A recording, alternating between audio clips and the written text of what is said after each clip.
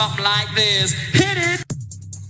The Roger Report live morning show, weekdays at 9 a.m.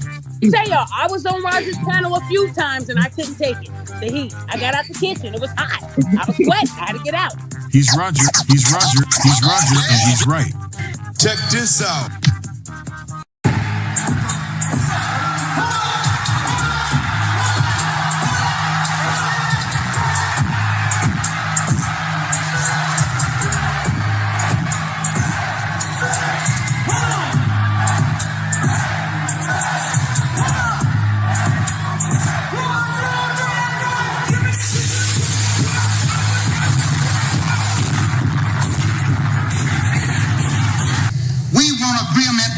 We can live or die. You choose. I have spoken to you a lot of times in hatred and anger, and you have not heard me. Well, you had better hear me today. If you won't listen to me when I make an appeal for the Negroes because you have no concern for the Negroes, listen to me when I make an appeal for America. You claim you love America. Well, we love America. But you are driving us back and you are making a Samson out of us, and we are going to pull down the pillar. And then you think we have no right to ask for something? Is it too much to ask you to grant us human dignity? Should we be put down and shot to death for this request? If so, you can aim your guns. What the hell do you think we care about dying if you're going to deny us the right to live?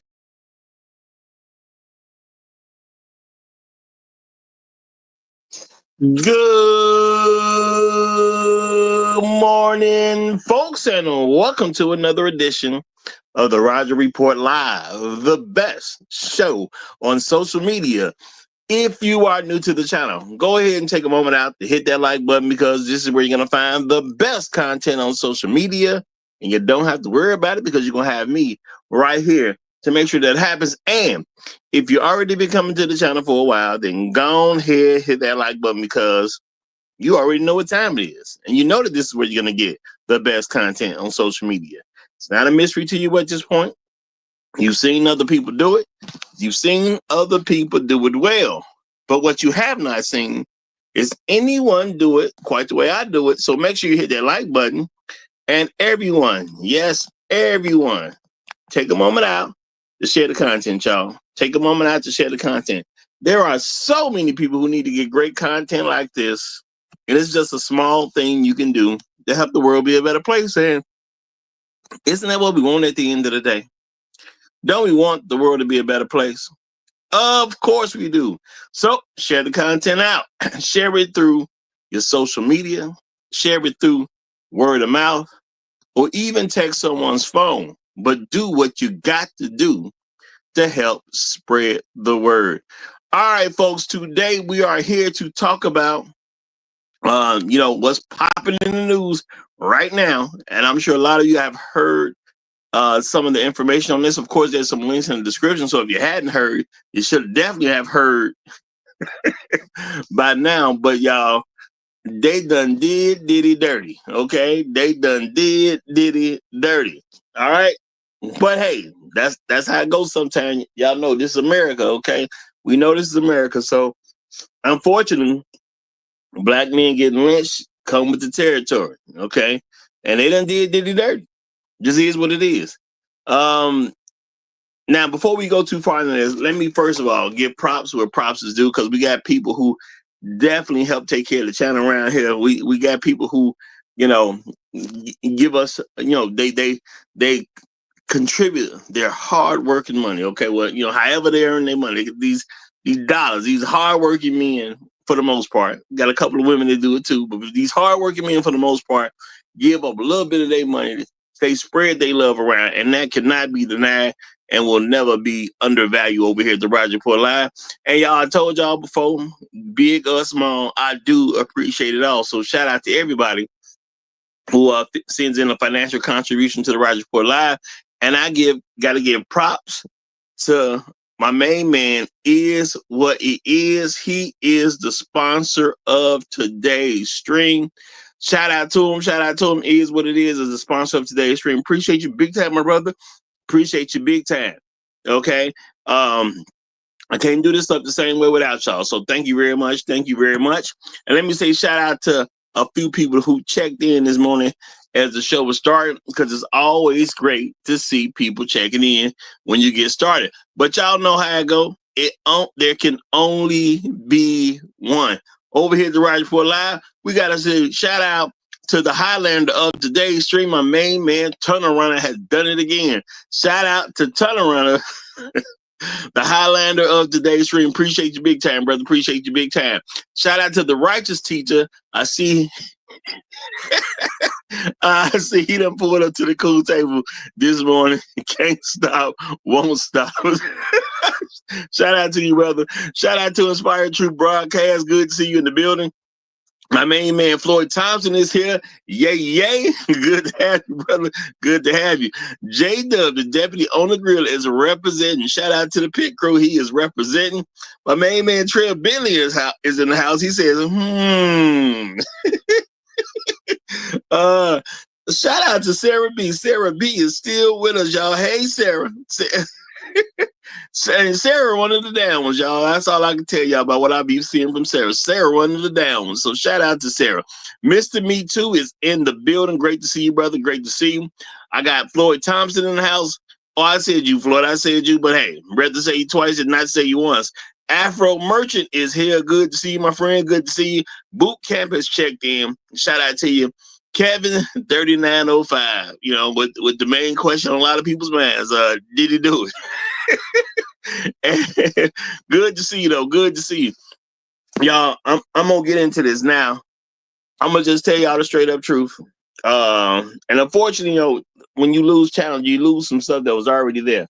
I told y'all day one, I ain't really have nothing on Diddy. Okay, I told y'all day one, because when I eventually covered this, Diddy had already been in the news for 6 months, no charges. So I knew that there was a public lynching going on. And I knew they didn't really have anything, you know, and I covered that. And this is way before they put out this tape of Cassie and Diddy in the hallway, where, according to Diddy's lawyer, Cassie stole his phone. And we didn't know that at the time. But I literally said, it looked like Diddy went after her, and I think she stole something. And later on, Diddy's lawyer went on air and confirmed the fact that she stole his phone. You know? And my thing is, you don't just get to steal from people and don't nothing happen to you. And, you know, people saying, well, you know what? You know, and matter of fact, and I knew the fact that they put that video out, which they said was already too old for them to prosecute in the first place, which to me was confirmation again that they didn't have anything. All right. Now, Diddy is a black man. He's a famous black man. He's a rich black man. But Diddy was a clean black man. I don't think a lot of people understand how some of this stuff goes. Diddy was rich, black, powerful, smooth brother, you know, well liked, you know, envied, you know. A lot of folks want to be Diddy. Okay? It is what it is. You know? And not only that, he was attached to, you know, what a lot of people would argue was one of the greatest rappers of all time. A lot of people argue that the Notorious B.I.G. is one of the greatest rappers of all time, if not the greatest. A lot of people would take that argument on, because I've heard it plenty of time over the years. And he was attached to that as well. Okay? So Diddy was in a really good spot. But at the end of the day, to the United States court system, you a nigga. You know, and I just think that's something black men got to accept and understand. You got to know what time it is when it comes to the court system. You just a nigga. All right? Now, a lot of stuff has happened. Diddy, he gave Cassie some money. You know, people still was upset. My thing is they had their little thing. Diddy hit her with like $30 million, which should be enough to make anybody go away. Let's keep it real. If I pay you $30 million, you should just go away. All right. Now, people would argue that, well, Cassie was a singer. That doesn't mean she was going to be a successful singer. That doesn't mean that. And to my understanding, Cassie was put in groups. The groups did what they did. It didn't go as successful as you would like a group to go. So Cassie had a chance. You know, Cassie did not have the chops to make it the way she would want to make it. So truth be told, you know, it may not sound good. It really may not sound good. Cassie probably made more money being Diddy's girlfriend than she was ever gonna make being an artist. Yeah. Let me clear my throat, say that again. Cassie probably made more money being Diddy's girlfriend than she was ever gonna make being an artist. And y'all might say, well, man, how can you even say that? Yeah, I wanted to be a rapper back in the day. I would have wanted to meet Puff back in the day. You know what I'm saying? I was, Bad Boy, I thought would be a good label to get on. You know? One of my favorite groups of all time is 112. That was on Bad Boy. I paid a little bit of attention of who Bad Boy artist was. I had no idea who Cassie was. Okay. No idea who Cassie was. You know? So as a person that kind of looked at Puff and what he was doing, a person that was in the music myself, I didn't know who Cassie was.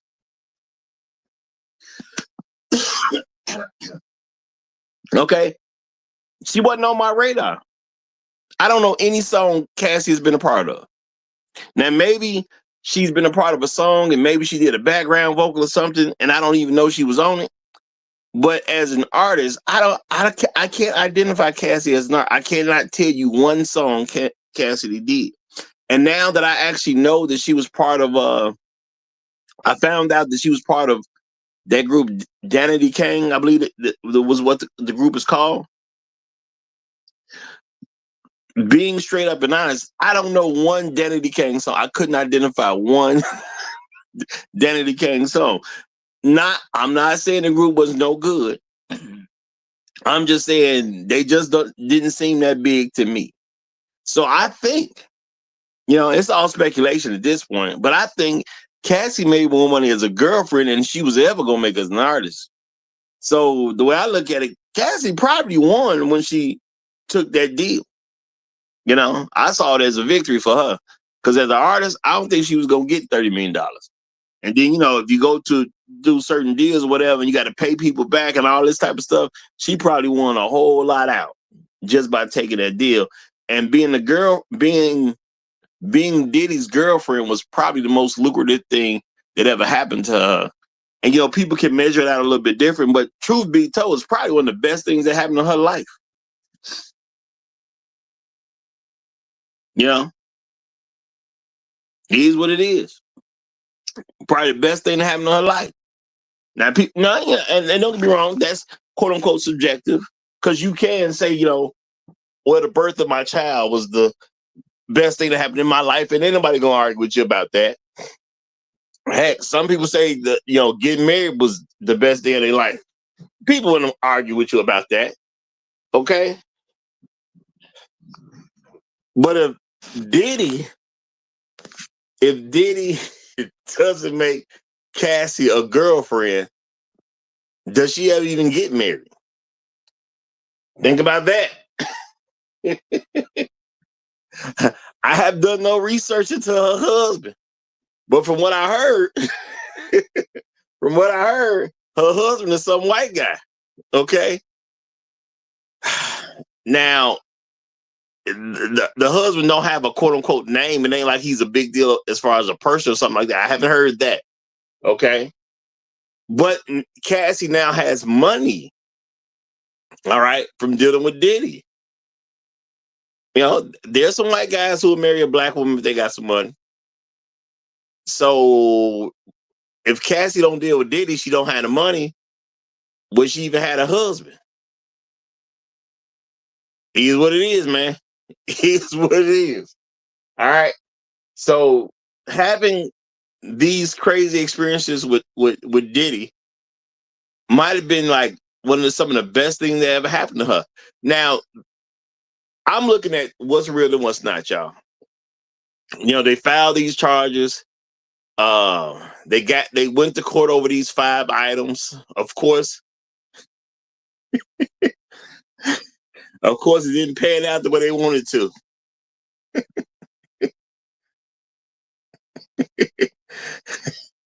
Shout out to Kevin 3905. Now he obviously addressed the Afro merger. He said, Roger keep telling us about this rap career. I don't believe him.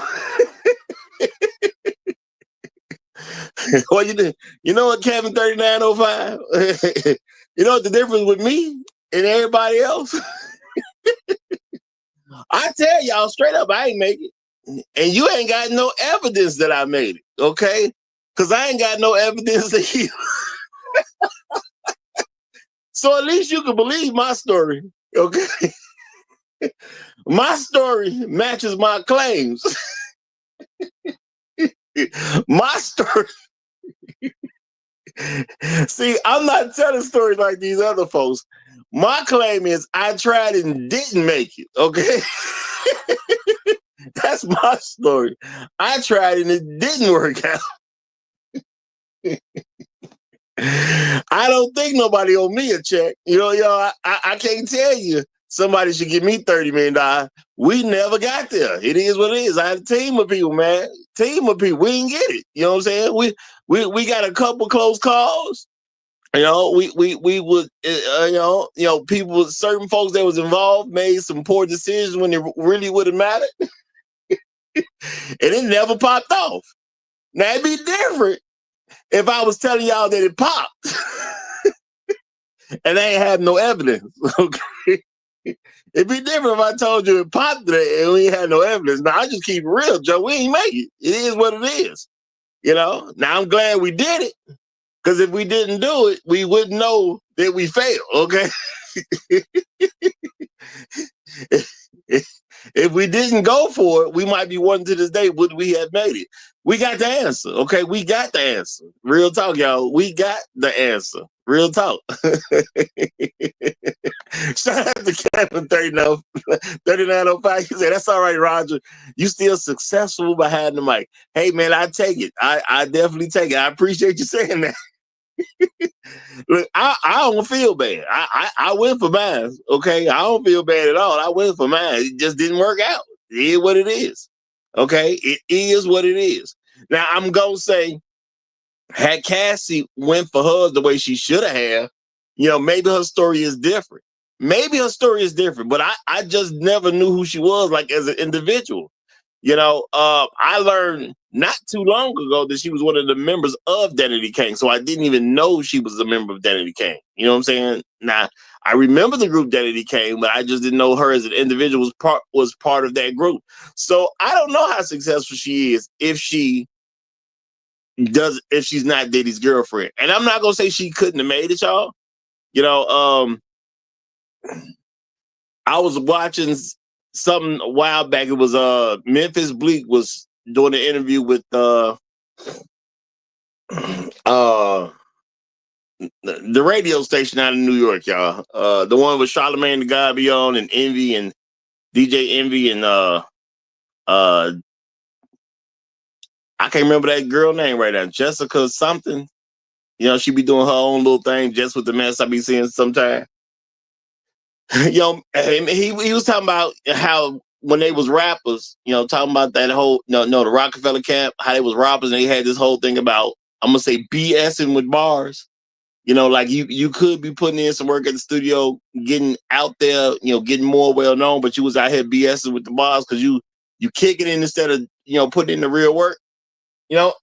Maybe that's Cassie's story. Like, if she would have just focused on being an actual singer, being an actual artist, maybe she does better. Maybe, we can't really tell at this point. But as far as what I see, I don't think she gonna ever be that big. Okay, I don't see it as she was gonna win like that, because she did do a couple things. And my thing is, maybe she was just BSing with Boz herself instead of being in the studio doing what she wanted, what she was supposedly there to do.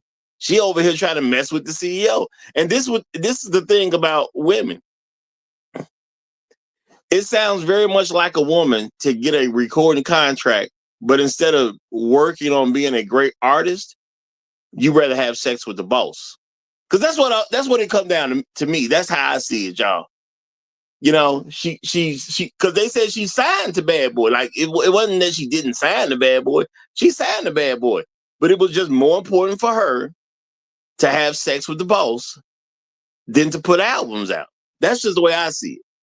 Now, you know, people can say whatever they want to say. I'm just based on the information that we have available to us. That's what it comes like to me. It was just more important to have sex with the boss, because Diddy is this famous CEO guy and she wanted to have sex with him. And now they done did this whole thing, presented this whole trial. And I'm gonna tell you straight up, my positions ain't changed. My positions ain't changed. Cassie just wanted to have sex with the boss. Y'all know how many times I done ran into women who just want to have sex with the boss. And they not rich and they not famous. This stuff goes on all the time, y'all. How many women done ruin a marriage over having sex with the boss? Plenty of them. Nobody's rich in this, in what I'm talking about. Nobody's famous. But it happens. So yeah, Cassie want to have sex with the boss. Now, this is the thing. They say they had an 11-year off and on relationship. So they finally take it to trial. They get some not guilties, they get some guilties. They say the jurors, you know, got kind of a wide age range. They used some of everybody. I think they said it was 4 and 8 as far as male and female. I'm not remembering which one. Was it 4? It was either 4 men and 8 women, or it was 8 women and 4 guys. I forgot which one when they said, y'all. It might have been 4 guys and 8 women. No, it might have been 8 guys, 4 women. I don't know. It was 8 and 4 that ended up being the jury, y'all.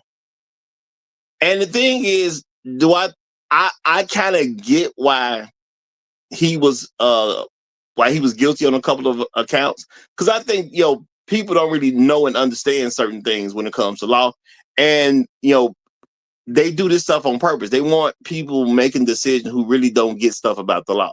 When people start finding out that you've been through a trial yourself or something or whatever, they don't really want you on that jury because you know too much. That's the way it seems like to me. Lawyers don't want you participating if you know too much. Okay, if you've been through the system, you may understand what your job actually is. Because now this is the thing, you know, as I looked into this, because I didn't follow the trial closely, y'all, because I wasn't interested. Just real talk. I already knew it was a railroad job, and I'm still gonna say this was a railroad job.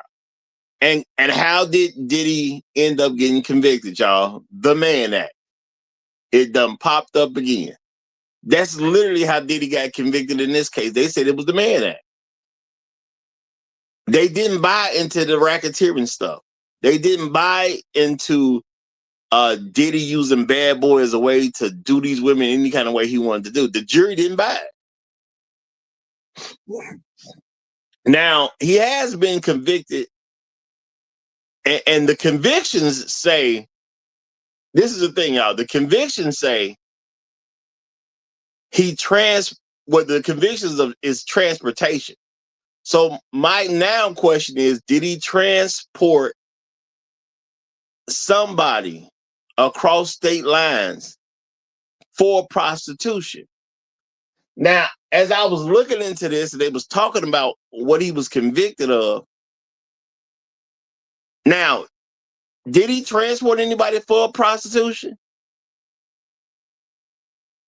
Now, this is the thing, y'all. I'm not going to say, because I didn't follow the trial to know. I'm not going to say he didn't transport anybody at all. But I do know Cassie was making arrangements. Okay, and there was this Jane Doe lady involved or whatever.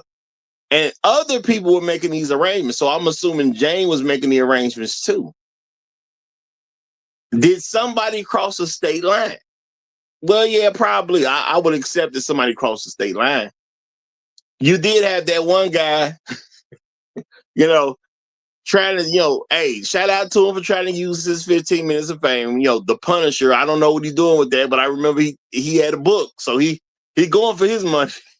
He said, I ain't gonna do all this and get my name out there and don't make something off of it. So I know my memory right, he came up with a book and he tried to do his thing to collect off his 15 minutes of fame. I ain't mad at him. Why not try to get your money up? Okay, I'm clearly not against his moral code. Why not try to get your money up? Okay. Now the thing is, did Diddy transport someone across the state line to engage in prostitution with them? I'm not clear on that yet. I am not clear on that.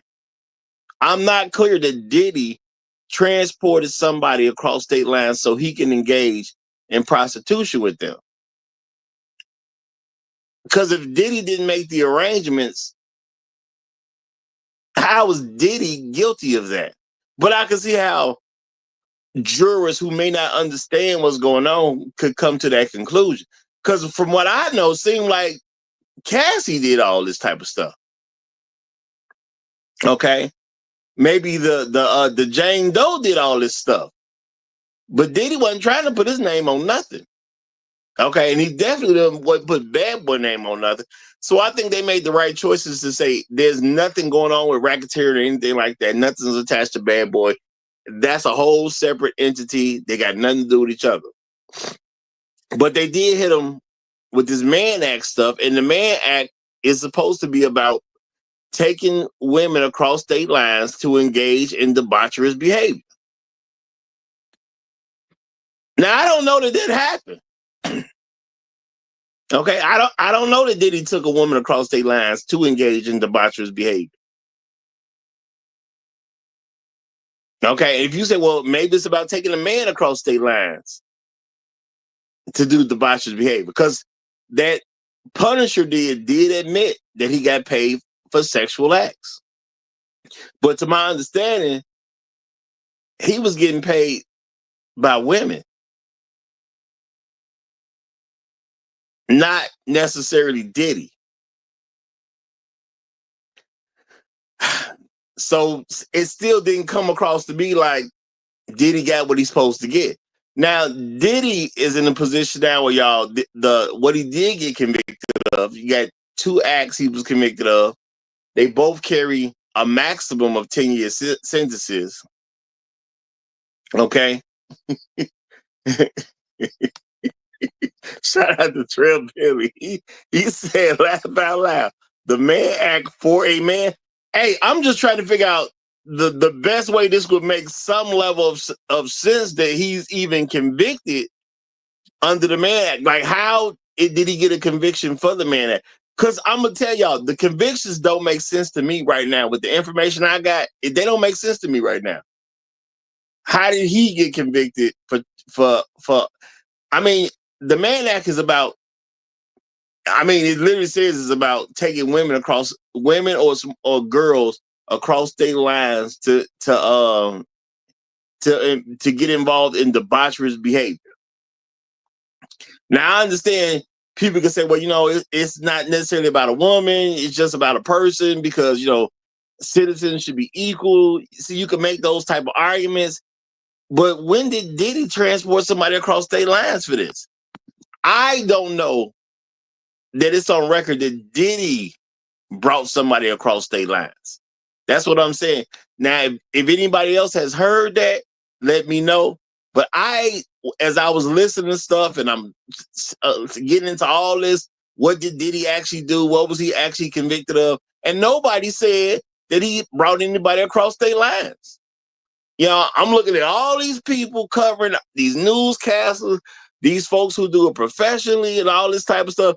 I heard a lot of nonsense going on. I heard people trying to make stuff about them. One woman was talking about, the crowd outside, and they was attacking me. She looked perfectly fine while she said the crowd was attacking her. And I'm sitting there trying to figure out, how was you attacked, but you look perfectly fine? You was attacked by these hundreds of people, huh? But I don't see a scratch on you. Why are you talking about yourself? Why ain't this about Diddy? So I'm looking at all this coverage that these, people made. Folks got these degrees. Folks are quote unquote actual journalists, and ain't nobody talking about where Diddy took somebody across the state line. So what happened? Okay. How did he do something with the Mann Act if he ain't take nobody across no state line? And nobody said he did. Now then people try to make it, well, we know Diddy's a violent man. Maybe he is, maybe he ain't. All I can tell you, if you steal my phone, I probably have a reaction just like Diddy did, when we saw him being quote unquote violent in that hallway. You steal my phone, expect a violent reaction. I am not saying this is a good thing. That's something I'm trying to be better about. Because I'm trying to do stuff more for godly reasons. So my thing is, I'm going to let you off the hook for God's sake. Because God don't want me to go upside your head.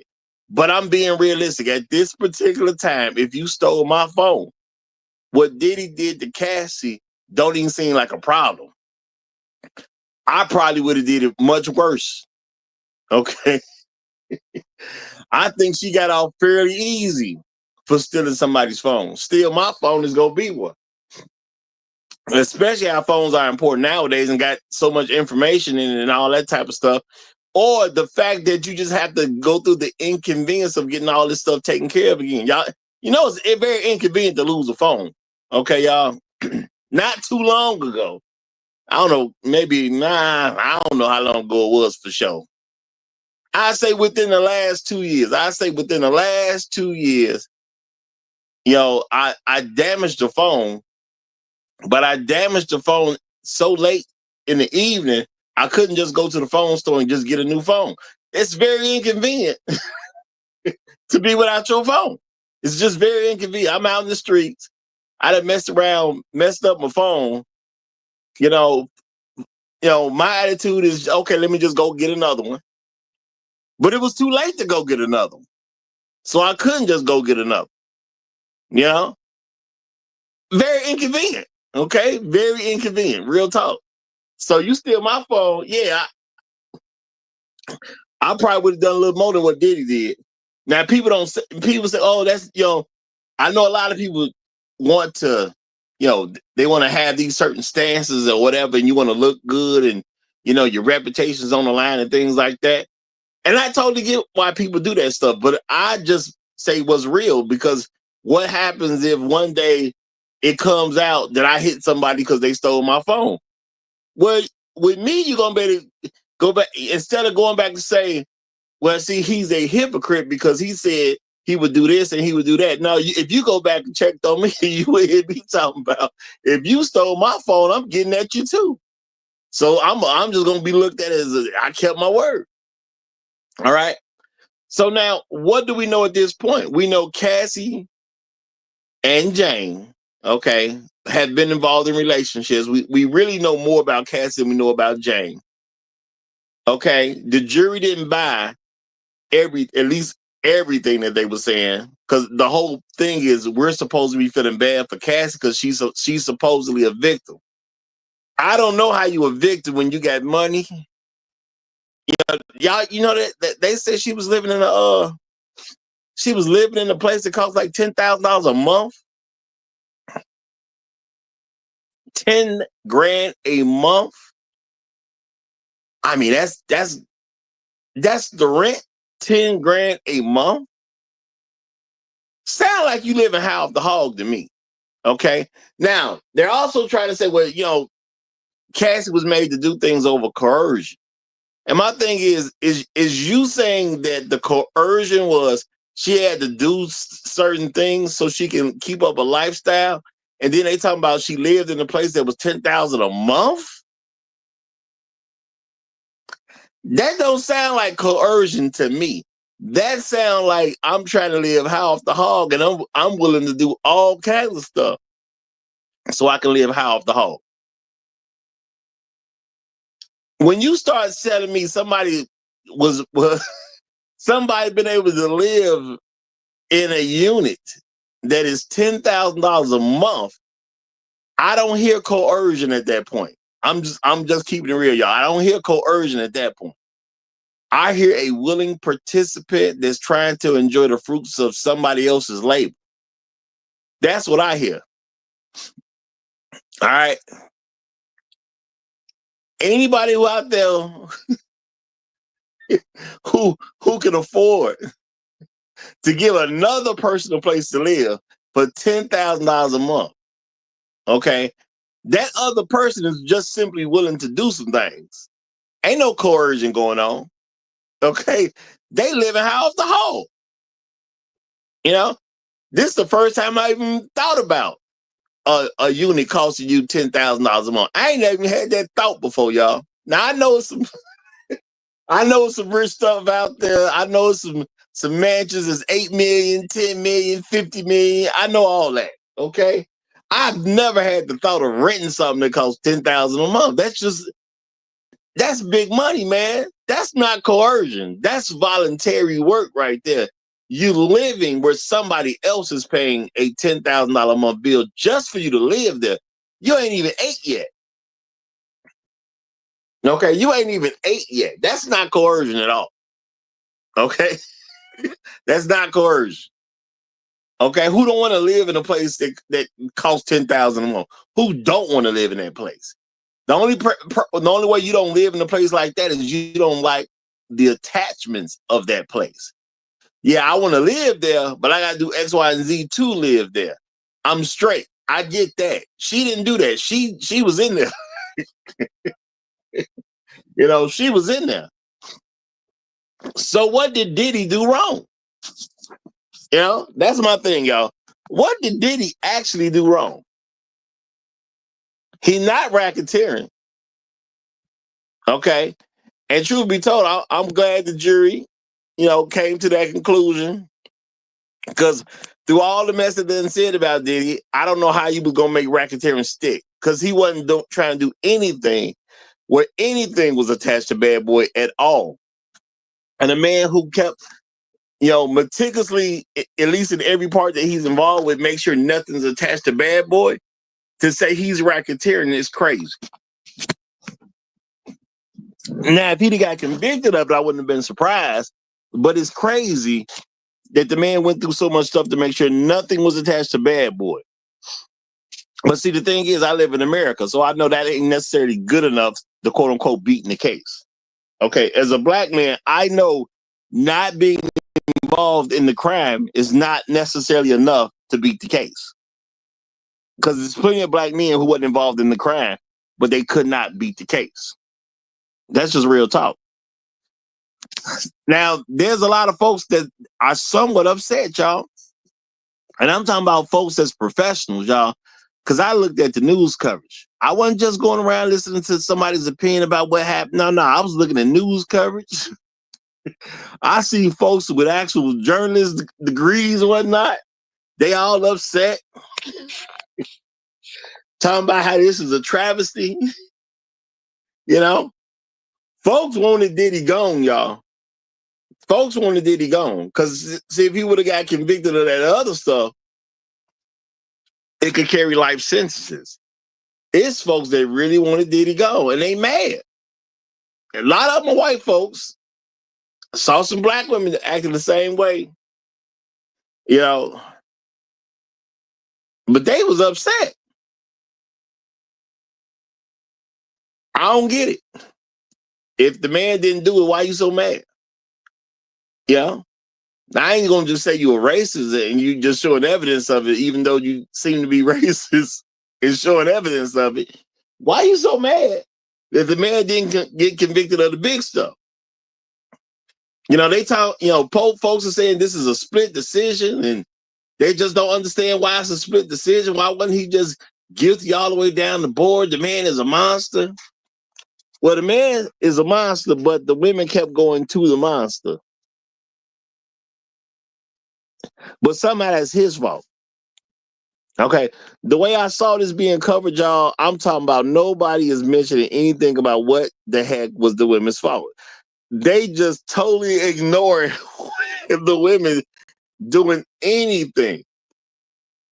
And I'm talking about, y'all, I ain't, again, we're not talking about a content creator, y'all. I'm talking about the folks who be on mainstream television, them included.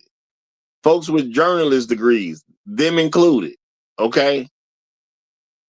They're talking as if there's nothing going on with the women's decisions were. So every bad thing they did was somehow coerced by Diddy.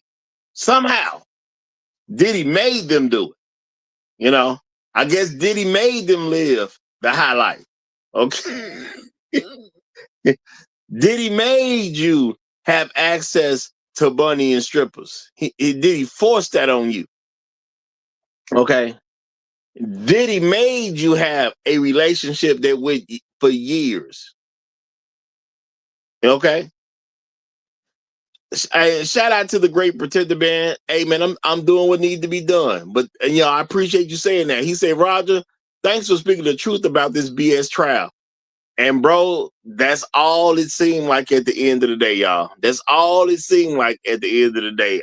You know what I'm saying? Again, y'all, I ain't just listening to what people's story is. I'm going to get the information we supposed to be able to trust. The actual news outlets and all that type of stuff. I'm seeing what they said. The folks who had some idea of what was actually going on in the courtroom, because everybody wasn't allowed in the courtroom like that. I'm hearing what was being reported out of the courtroom. I don't even understand why Diddy has a conviction at this particular point. Okay? Because I'm telling you the truth, y'all. I was really looking for somebody to say that Diddy actually transported somebody across the state line. As I was going through everything, nobody ever stated that Diddy actually transported somebody across the state line. Now, I'm not saying nobody came across the state line, but it don't seem like Diddy did it. Okay? So it looks like Diddy, based on what I know right now, y'all, it looks like Diddy has been convicted because somebody possibly crossed the state line already knowing that prostitution was going to take place, and a woman involved herself with the guy who, we heard about the Punisher, so I'm assuming this is about a man who crossed the state line. He engaged in sex with a woman. Y'all remember the story that we was hearing that Diddy wasn't even participate. Diddy just watching them do that, what they do. Diddy ain't even participate. So yeah, if you going after a technicality that he crossed a state line to perform prostitution, he performed it with a woman. Diddy didn't participate. Okay? So how he convicted of the Mann Act and Diddy didn't cross the state line. He didn't take no woman across the state line. If you say, well, it should just be an individual, he didn't take the individual across the state line. And Cassie was paying for stuff with her own bank cards and credit cards is under her name. So how did he get convicted of the Mann Act? Okay? How did he get convicted of the Mann Act? I got questions, y'all. That's all I'm saying. I got questions. Now, shout out to The Real Live. He said, Diddy been transporting women 30 years, just like other male entertainers. Well, this is the thing at The Real Live. Let's throw this out there, too. So have you. I don't know you, but I would bet money that you done put women in your car and transported them somewhere. Is this really about transporting a person? Because we need more than transport. The Mann Act say you transporting women across state lines to do debaucherous stuff. Now, I ain't gonna argue that Diddy what doing some quote unquote debaucherous stuff. Okay, there's enough things that came out to say Diddy in general would do debaucherous stuff, but did he transport people when they was doing these debaucherous things? Okay, because they said Diddy was watching stuff. I think they even said Diddy was even taping some stuff, but he wasn't the person involved. So if we bring somebody across state line and we're not involved in the debauchery, well, technically I don't even want to say it like that, because we can't even at this point. Did they confirm that Diddy brought somebody across state line? Because it seemed like Cassie brought somebody across state line. Cassie participated in sexual activity with somebody who came across the state line. I can understand people accepting that is debauchery behavior, but what they got to do with Diddy? Because I'm just keeping it real, y'all. Let's say you happen to be a person involved in all type of debaucherous stuff. All right? I know you from work. We got the same job. I'm a coworker. All right? You invite me to come to the crib. Hey man, Friday night we throw these wild parties, man. You should come. You should come by the house. We get down on Friday night, man. We kick it. Okay. We get down on Friday night. We kick it. All right. Come on through on Friday night. So now you a coworker, y'all. All right. Let's say we work at the factory. So now I got a coworker. He work at the factory. I work at the factory. I take the invitation on to go to his crib on Friday night because this is just what they do. They get down at his crib on Friday night. I see other coworkers there. We having a good time, y'all. They got some food for a brother. Okay. They got cases of beer. You want some hard liquor? You know what I'm saying? What you drink? They treating you real good, right? They treating you real good. Now, for whatever reason, they got the hose on deck, y'all. But, okay, I'm going to use an example of Illinois and Indiana, bordering states, y'all. Bordering states. I'm on the Illinois side. So I go kick it with the fellas, right? Because I work at this job. I'm getting to know the people, kicking it with the quote-unquote co-workers. I'm going to kick it with the co-workers, y'all. I see nothing notorious it don't sound like nothing notorious right now. I'm kicking it with the coworkers. I got a new job at the factory. I'm kicking it with the coworkers, y'all. Okay. We kicking it at Tyrone's crib, right? Now when I get to the crib, they like, hey, we got some ribs over here. Okay. We got some chicken over there. If you a vegan, we got vegan stuff over here. Everything sound cool. You drink, we got beers over here. You want some hard liquor? What you want? Okay, we got all type, whatever you need, we got it. Sound like everything cool. We just kicking it because we co-workers. Now, at a certain point in the party, man, here come the hoes, okay? But the hoes come out of Indiana, okay? Because Indiana and Illinois will borders each other, right? So now we got the hoes from Indiana. Now I kick it with them. Later on, I found out these hoes come from Indiana. And I thought just off the strength, she gave me some head, y'all. That's what I thought. Okay. I thought she gave me some head off the strength because she liked me. I'm cool. I'm smooth. I know how to talk to the ladies. Everything was going well. Off the strength, she gave me some head, right? She gave me some head off the strength. All right, so I go home, right? This is the new coworkers, y'all. I'm new at the factory. They embracing her brother. I think everything's fine. Everything sound fine. Next thing you know, you got cops showing up at your door taking you in.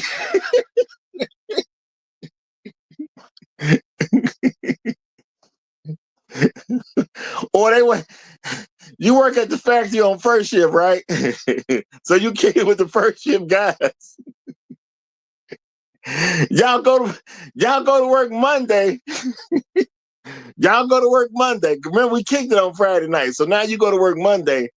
You put your 8 hours in, and now we doing the shift change. And as we doing the shift change, we got the police picking up. We got the police picking up 15 guys Now we all looking at each other because we all work first shift together. We look at what the heck is going on here. You get to the police station, they start sorting out some stuff. Well, you was at the party though, right? It was a party Friday night. You was kicking with the hey man, I just started working here, man. Yeah, I'm gonna kick it with the people. You know what I'm saying? I'm embracing my coworkers, man, getting to know who people is. Yeah, but you went to that party Friday, didn't you though? Yeah, I went to the party Friday. Okay. All right. So you was engaged, you start engaging sexually with the prostitutes, right? Now maybe you knew they was prostitutes, maybe you didn't. You know, if you don't know they prostitute, man, look, I ain't messing with no I don't know what happened after I left, man. I wasn't messing with no prostitute. Well, no. They say you went to the room. They got a room. They got the get down room, and they say you was in one of the get down rooms. Well, I did go into one of the get down rooms. Well, what happened in the get down room? Oh yeah, some chick gave me some head off the strength. You mean some prostitute you engaged with sexually on Friday night? That's what you saying. No, man, it wasn't that. I ain't pay her nothing. I ain't give her nothing, man. Nah, it was just some chick at the party, and she gave me head off the strength. I'm a smooth brother. You a smooth brother, huh? Yeah, I'm a smooth brother. You know, woman just gave me some head off the strength. That's all it was. You talking about Tammy? Tammy gave you the head. Is this Tammy? Is this the person who gave you head, quote unquote, off the strength? Yeah, that's her. Okay, but now Tammy a prostitute. Tammy from Indiana. Tammy already got paid. So you didn't have to take no money out your pocket. And now you just admitted that you engaged in a sexual act with Tammy off the strength. Well, you know what they're going to do? They're going to prosecute you off the strength of your testimony of engaging sexually with Tammy. So now you in there. Okay, now you in there. All right. This kind of sound like what's happening with Diddy, y'all. Okay.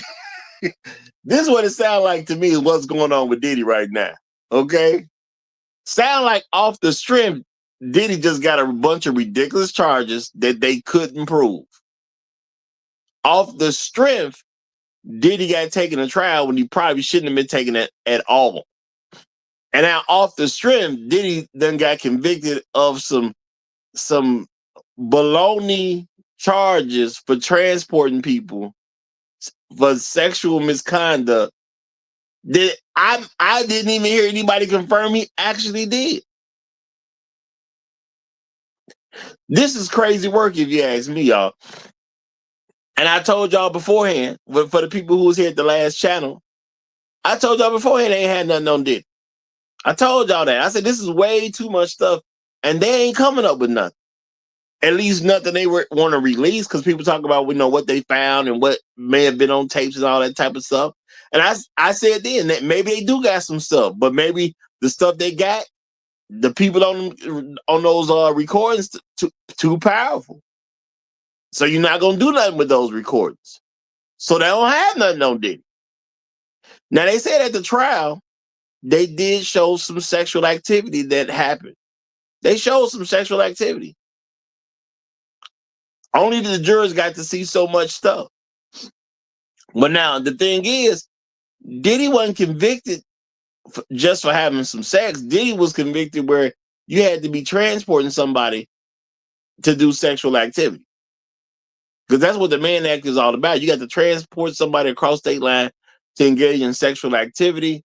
The person who admitted that they were paid for sex, because the Punisher did admit that. Okay. And if my memory is correct, the Punisher did come across state lines.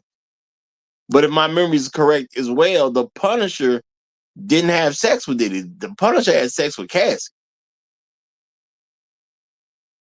So why did he get convicted? Now I understand we don't know everything that got said in the courtroom. I get that. I ain't gonna argue that. But when you start listening to all the news stories that's covering this stuff, and nobody can mention who Diddy had sex with, where he actually had somebody come across some state lines, still sound like some BS going on to me. Okay?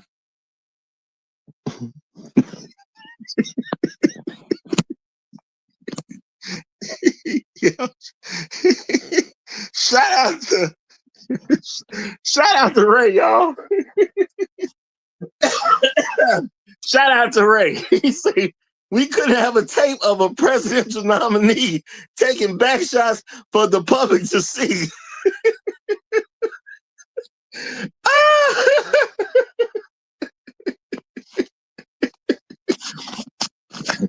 I guess that don't make for good press, y'all. I guess that don't make for good press.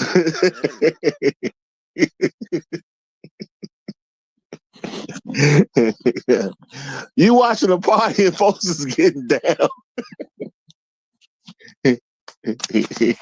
You want to prosecute Diddy, but Kamala Harris in the background. Yeah, I'm not saying this is true. I'm not saying this actually happened with Kamala Harris. This is me just cracking jokes right now. But you want to convict Diddy, but the district attorney is sitting off to the side getting smeared.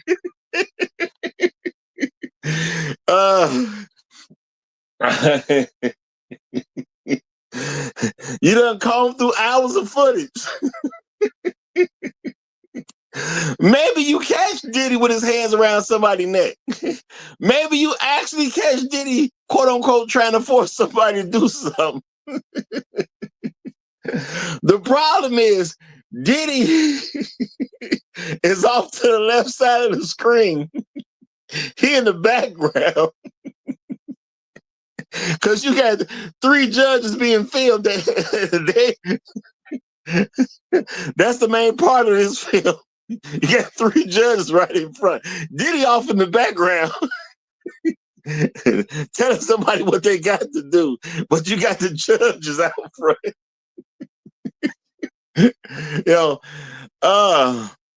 Because y'all, I mean, I get it. A lot of stuff been said. A lot of stuff could have been found. Okay, a lot of stuff could have been found, but did you find it in a way that you could present it in the courtroom without taking down a bunch of other folk? Now, that might be what the main issue is, real talk. All right? That might be what the main issue is. Maybe you caught Diddy being a bad guy, but did you catch him where you could present it to a jury without bringing down all types of important figures? That's an issue, too. That's an issue. So, I hear people saying, well, what Diddy's just a bad guy. It's an unfortunate situation. Some people even say the streets are now safer. I'm being realistic, not based off the presentation, man. Okay? Not based off the presentation. All right? I know Diddy went after somebody who stole his phone. That's what I know. Okay? We saw old footage. Diddy went after somebody who stole his phone. Now, are the streets safer because Diddy got denied bail until he found out how long his sentence has to be? Can't necessarily say that. There's rumors, well, Kid Cudi did believe that Diddy messed his car up. That is something Kid Cudi believes. But let's keep in mind, Kid Cudi didn't have evidence that Diddy did it. Now, we can say Diddy did it, but when Kid Cudi looked into what happened to his vehicle, remember, Kid Cudi said he don't have a recording of that. He said cameras was moved and, stuff wasn't getting filmed. So we don't know who messed up Kid Cudi's car.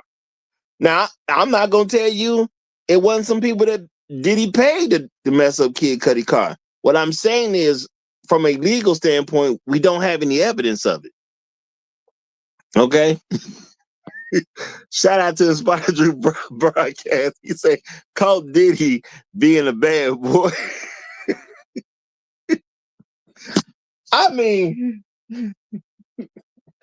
real talk, when you think about it, if you catch a bad boy being a bad boy, are we supposed to be surprised? Diddy ain't never come out and say he was a minister, y'all. Okay, Diddy did not do that. Diddy ain't out here talking about I'm a minister. Diddy was out here trying to sell records, man. That's what Diddy was doing. Okay, that's what Diddy was good for, selling records. Okay, did I expect Diddy to be this saint of an individual? Absolutely not, because that ain't what Diddy was on. Diddy was just trying to sell records, man. It is what it is. We may not like what the records he was selling. Yo, you may not like all the sampling he was he was doing. But Diddy was out there trying to sell records, man. Diddy was not out anywhere trying to be somebody's, moral leader of any kind. Now did Diddy deal with the fact that because you in the public eye, that makes you somewhat of a role model? And yeah, Diddy did. He recognized that. He did a couple things about that.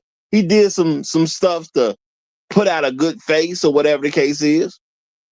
But at the end of the day, Diddy ain't never said he's trying to be anyone's moral authority. Now the question is, why y'all mad at Diddy, man? Why y'all mad at Diddy? And see, look, I'm not a person to just defend a criminal, but I do understand this. When you go after people from a criminal justice situation, you need to do it the right way. You need to get real convictions. And I can't never side on BS convictions, y'all. I can't never side with that. Because if you do a BS conviction to one black man, especially one with money, I understand that opens the floodgates for all the rest of us. Okay. I saw them railroad Bill Cosby, and I had a problem with that. I didn't care what nobody said about that.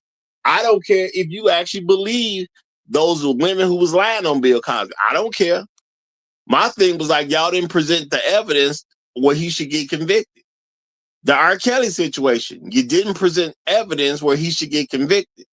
And I'm saying in this situation, even though I know we don't know everything as far as, us who wasn't in the courtroom, we don't know everything.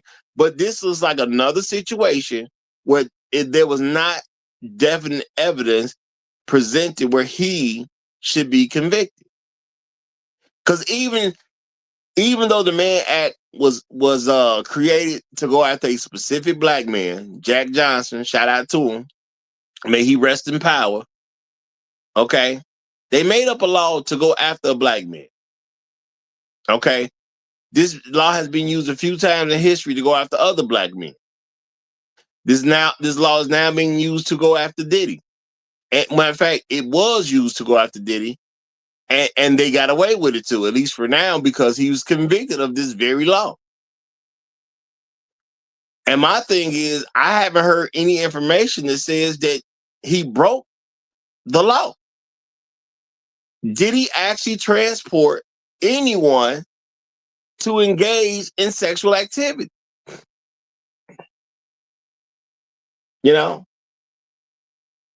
That's what my question is. I get the Punisher, probably created some problems for Diddy's defense by saying that he got paid for sexual activity. So he probably messed him up somewhat. Okay. Which is why I don't believe Diddy is coming out, with a totally clean slate, because they're going to grab hold of anything they can to mess with you. But to my understanding, the Punisher admitted to he got paid for sexual acts. But those sexual acts happened with Cassie, which tells me you don't convict Diddy for that. You convict Cassie for that. You go to trial with Cassie. During the trial, you ask, did you pay for this man to cross state lines to have sex with him? Sure. Yeah, I did that. Okay, well, she's admitted. Now you convict her of the Mann Act because she paid somebody to come across state lines, and then she engaged in sex with that particular person. Because everything I heard about Diddy was that he didn't do it. Okay? So why is Diddy getting convicted? Because I'm going to tell you what it looked like to me, y'all. Now I understand we don't have all the information. They only put out the information they want to put out. But based on what we know right now, to me it sounds like Diddy got convicted because Cassie paid some prostitute to come across state lines, and she had sex with him. I'm gonna say it again for the people in the back.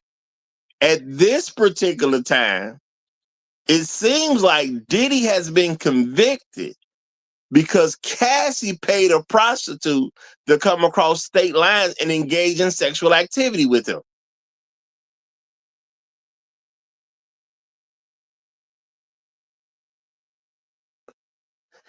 Is that not what happened? Based on what we know?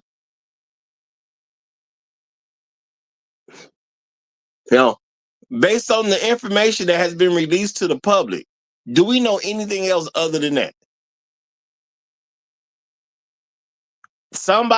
A woman paid somebody to come across state lines, then engage with that person in prostitution. It wasn't Diddy, but Diddy's getting convicted for it. Yeah, and I tell you, this is why they want jurors that don't understand truly what's going on with stuff. I'm not gonna say the jury did a horrible job because they didn't buy into the bad boy connections. They didn't buy into none of the racketeering stuff. But I think this stuff is BS too, because the thing is, did Diddy engage in sexual activity with anybody who came across state lines? And did he pay for it? And I'm saying that because we done heard that Diddy was having other folks pay for stuff. Diddy wasn't paying for stuff. And if you pay for something, how are you coerced? Because they, the media, they stay pushing we think Cassie was coerced. She paid for it with her own card, man. And then y'all come to tell me she living in a place that costs $10,000 a month, and I'm supposed to believe she got coerced into doing something. Well, technically, if you pay me $10,000 a month, you can coerce me to do all kinds of stuff. It's folks with jobs right now that pay them $10,000 a month. They're coerced into doing all kinds of things for a company. Okay? It's truck drivers right now. They get paid $10,000 a month, and they coerce to get stuff from New York to California at a reasonable time frame, because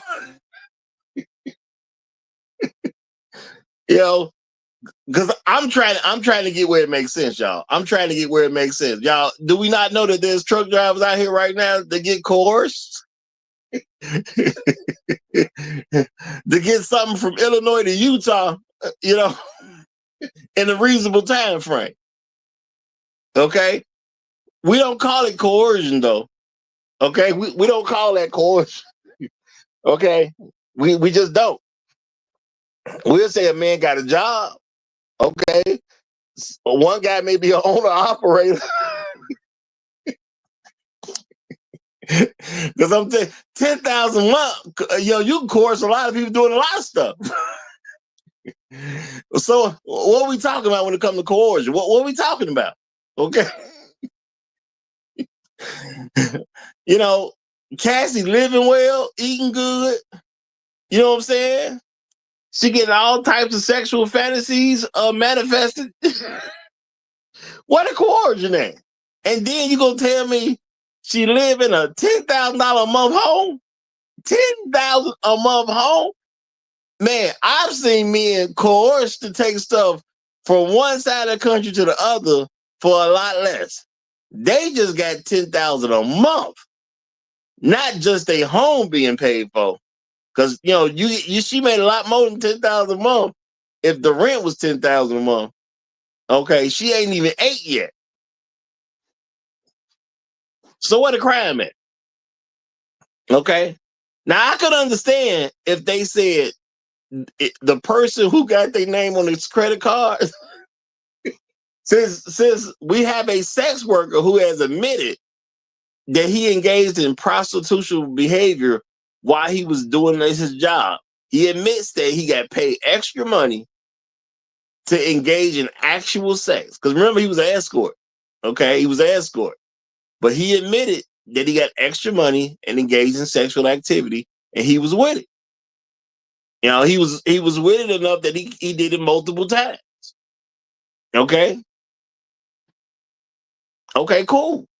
But he did it with a woman. He didn't do it with Diddy. Now, so why Diddy going down for the charge? Okay? I have to assume this is the same thing that's going on with the Jane Doe.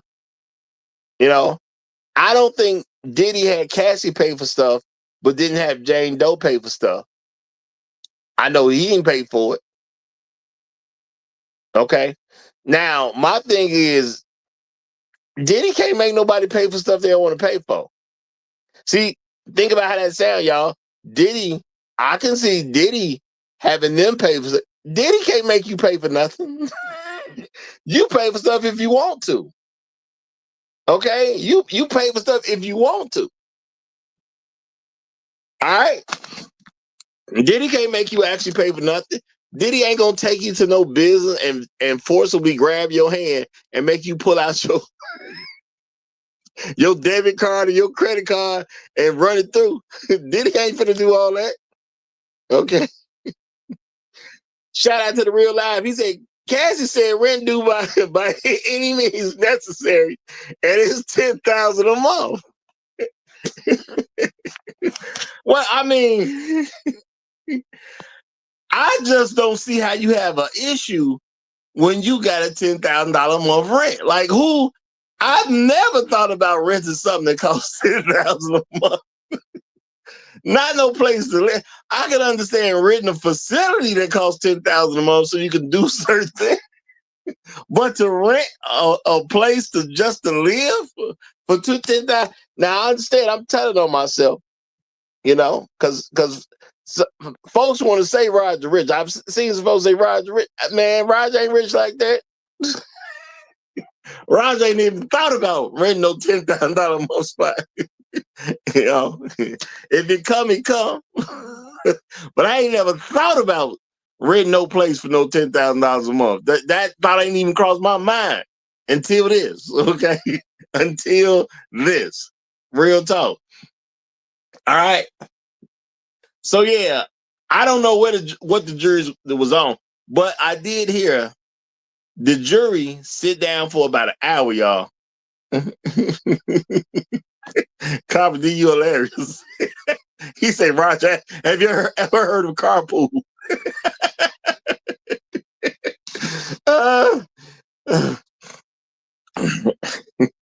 Shout out to Dino Brooks. He say, and I know what you meant to say. He said he's guilty of watching porn live. I mean, Dino, you make a point. That's a point. I mean, yeah, he saw some live porno. Yeah, we can say that. We can say that.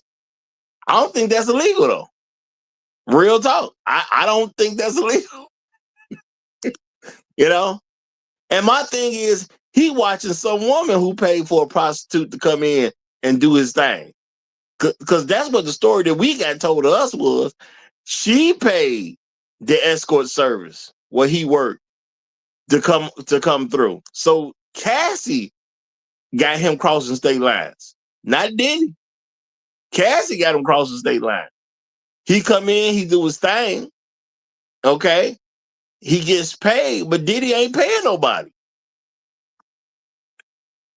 So now, now Diddy is he's serving time because I mean, what is why is Diddy serving time? But was he in the? Is it because he was in the vicinity of somebody else breaking the law? Is that what we doing? You was in the vicinity of somebody else breaking the law, so now you got to go to prison. And my thing is, y'all, yeah, it's a lot of jokes and crazy stuff in this, but real talk, y'all. Do I have to go to prison because I was in the vicinity of somebody else doing the crime? Because I'm going to say that's not a good precedent to set. So now you walking down the street, minding your own business, Okay. You just want something to drink, y'all. You want something to drink. Watch what I do right here, y'all. You minding your business. You want something to drink.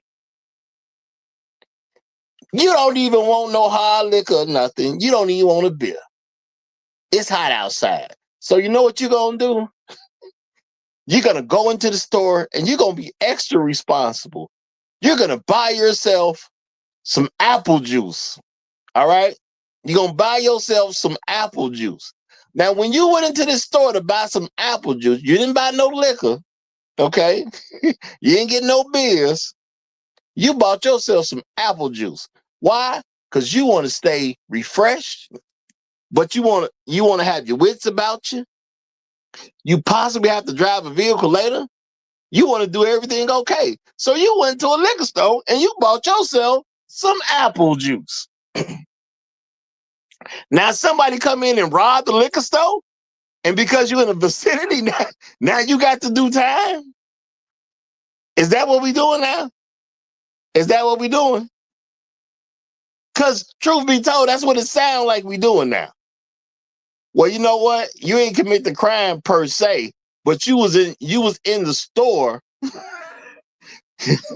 You was in the store when the place got robbed. Now, y'all, matter of fact, let's get extra dirty with it, y'all. Let's get extra dirty with it.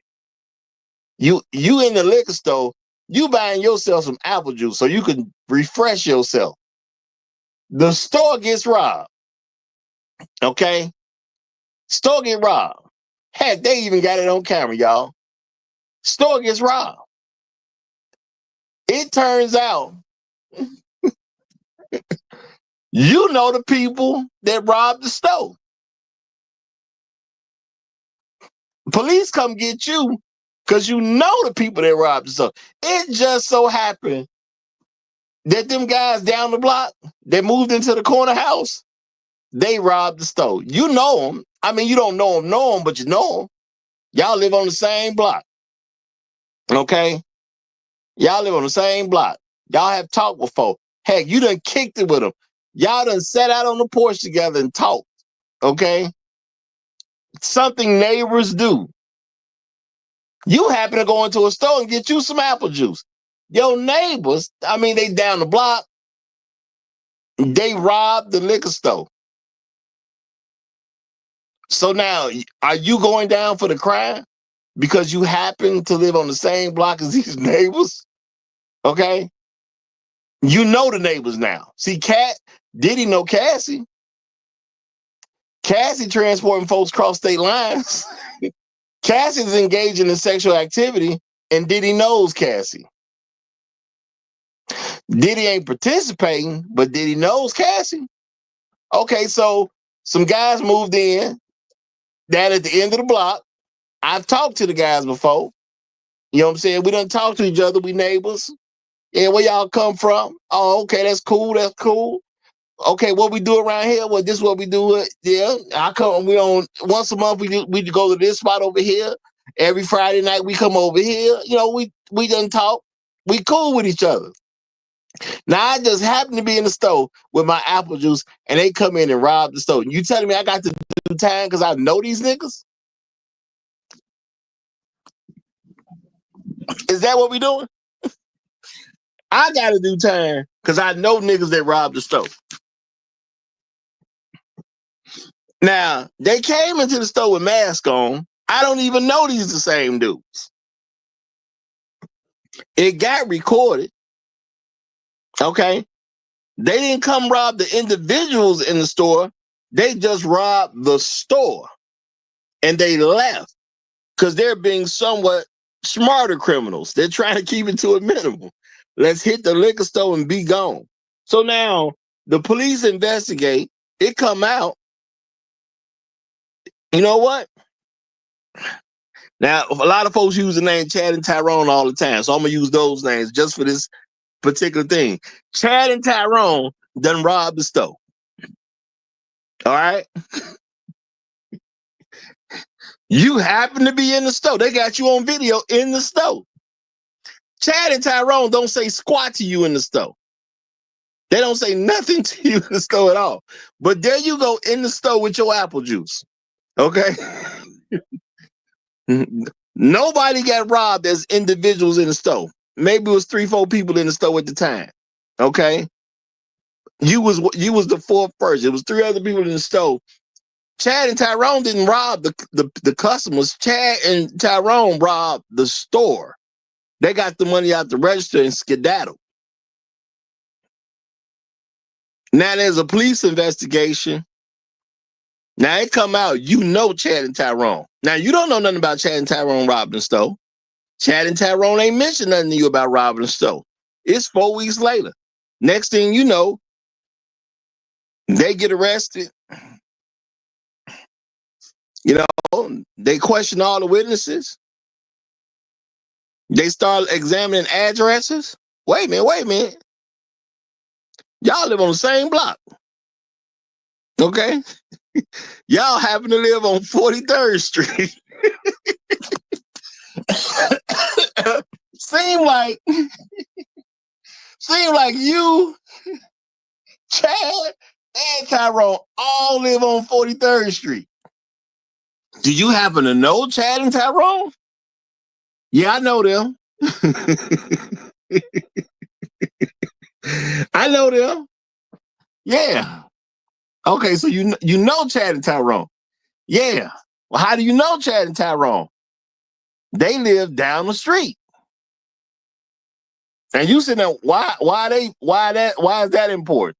Okay, well, it looks like Chad and Tyrone done robbed the liquor store.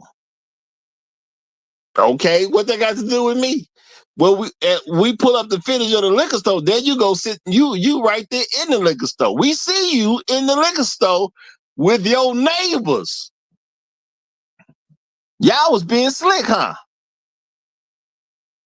Okay, Chad and Tyrone robbed the liquor store. Y'all believe the people in this mask is Chad and Tyrone. That's what you're telling me. Yeah, no. We know it's Chad and Tyrone.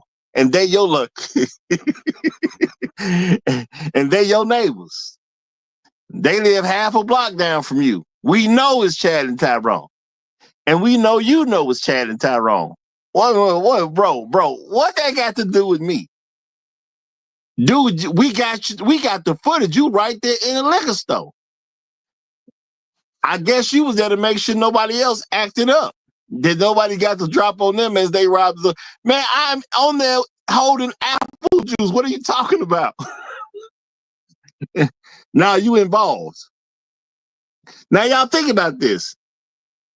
In the quote unquote great United States, would they convict you as a black man, even though all you did was go in that store and buy you some apple juice? They got the footage. You're literally on camera holding some apple juice. And I'm saying apple juice because this is probably the most the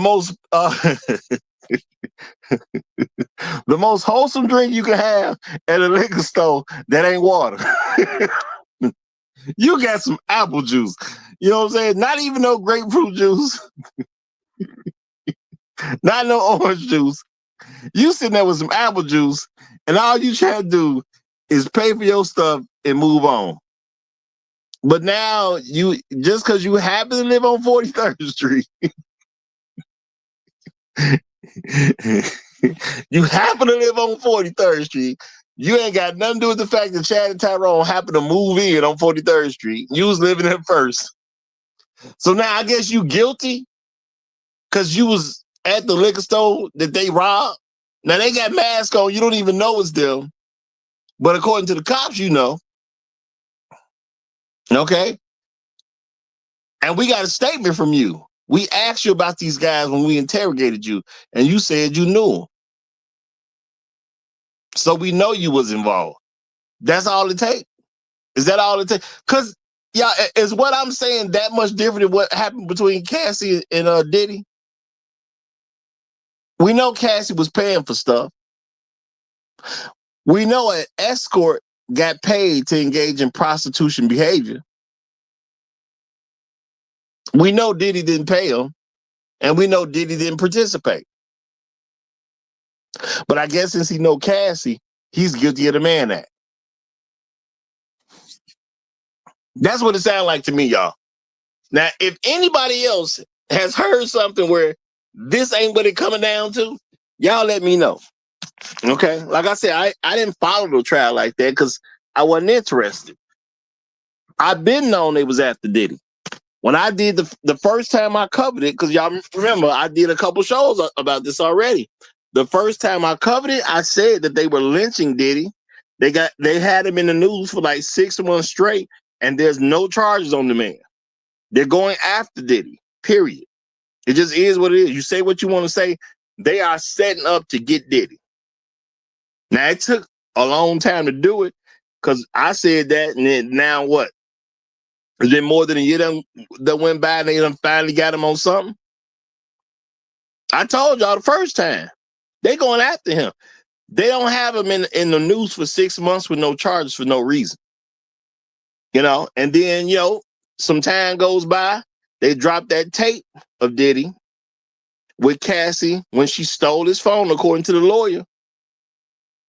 He went in the phone. And for a lot of folks say that looks bad. I said it looks soft to me.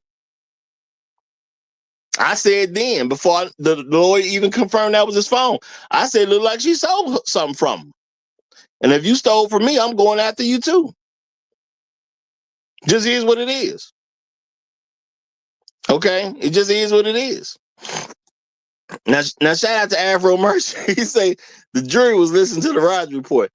You know what? Maybe half of them. Maybe half of them. Because if all of them listen to the Roger Report, I don't think we got no conviction here.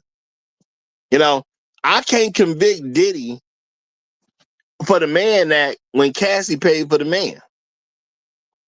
Diddy was just happened to be there. That's all this was, man. Diddy just happened to be there. Okay, so maybe they wasn't listening to the Roger Report closely enough. Maybe they wasn't listening. Maybe they listened, but they weren't listening closely enough. Because Diddy just happened to be in the room, man. He's just there. Okay, they got him there, y'all. They got him there in a crazy situation. Diddy didn't participate based on the stuff I heard. Yeah, but they had Diddy with a mask on, butt naked, the whole enchilada. Now, am I gonna say, y'all saw what the guy said at the end, which I think he hit the nail on the head. Well, not quite at the end, but the guy with who wore the glasses, he said, yeah, Diddy was weird. I can agree with that.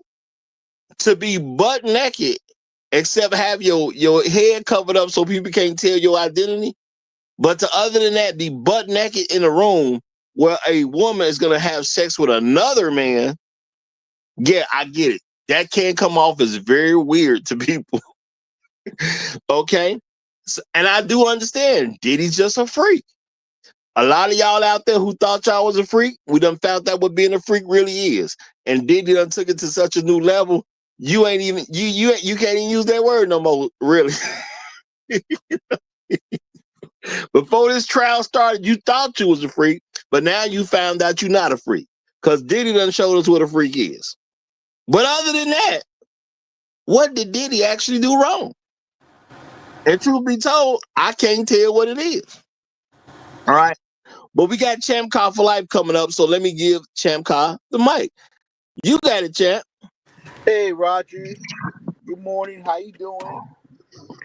Better than Diddy, but I'm all right. Let me tell you this. This was a witch hunt. And in my opinion, one of the reasons why I'm not a fan of these RICO charges and all that type of stuff is because it's really racially motivated. It really was. This was an attempt basically to try to bring P. Diddy down and everything else. Now, was it political? I don't know. But the person who really should have the RICO charge put on is Cassie. Because it sounds like she was part of the mastermind. It sounds like she was in control of this whole situation, even though there was, conflict between her and P. Diddy and everything else. Especially with the prostitution thing going on. She paid for it.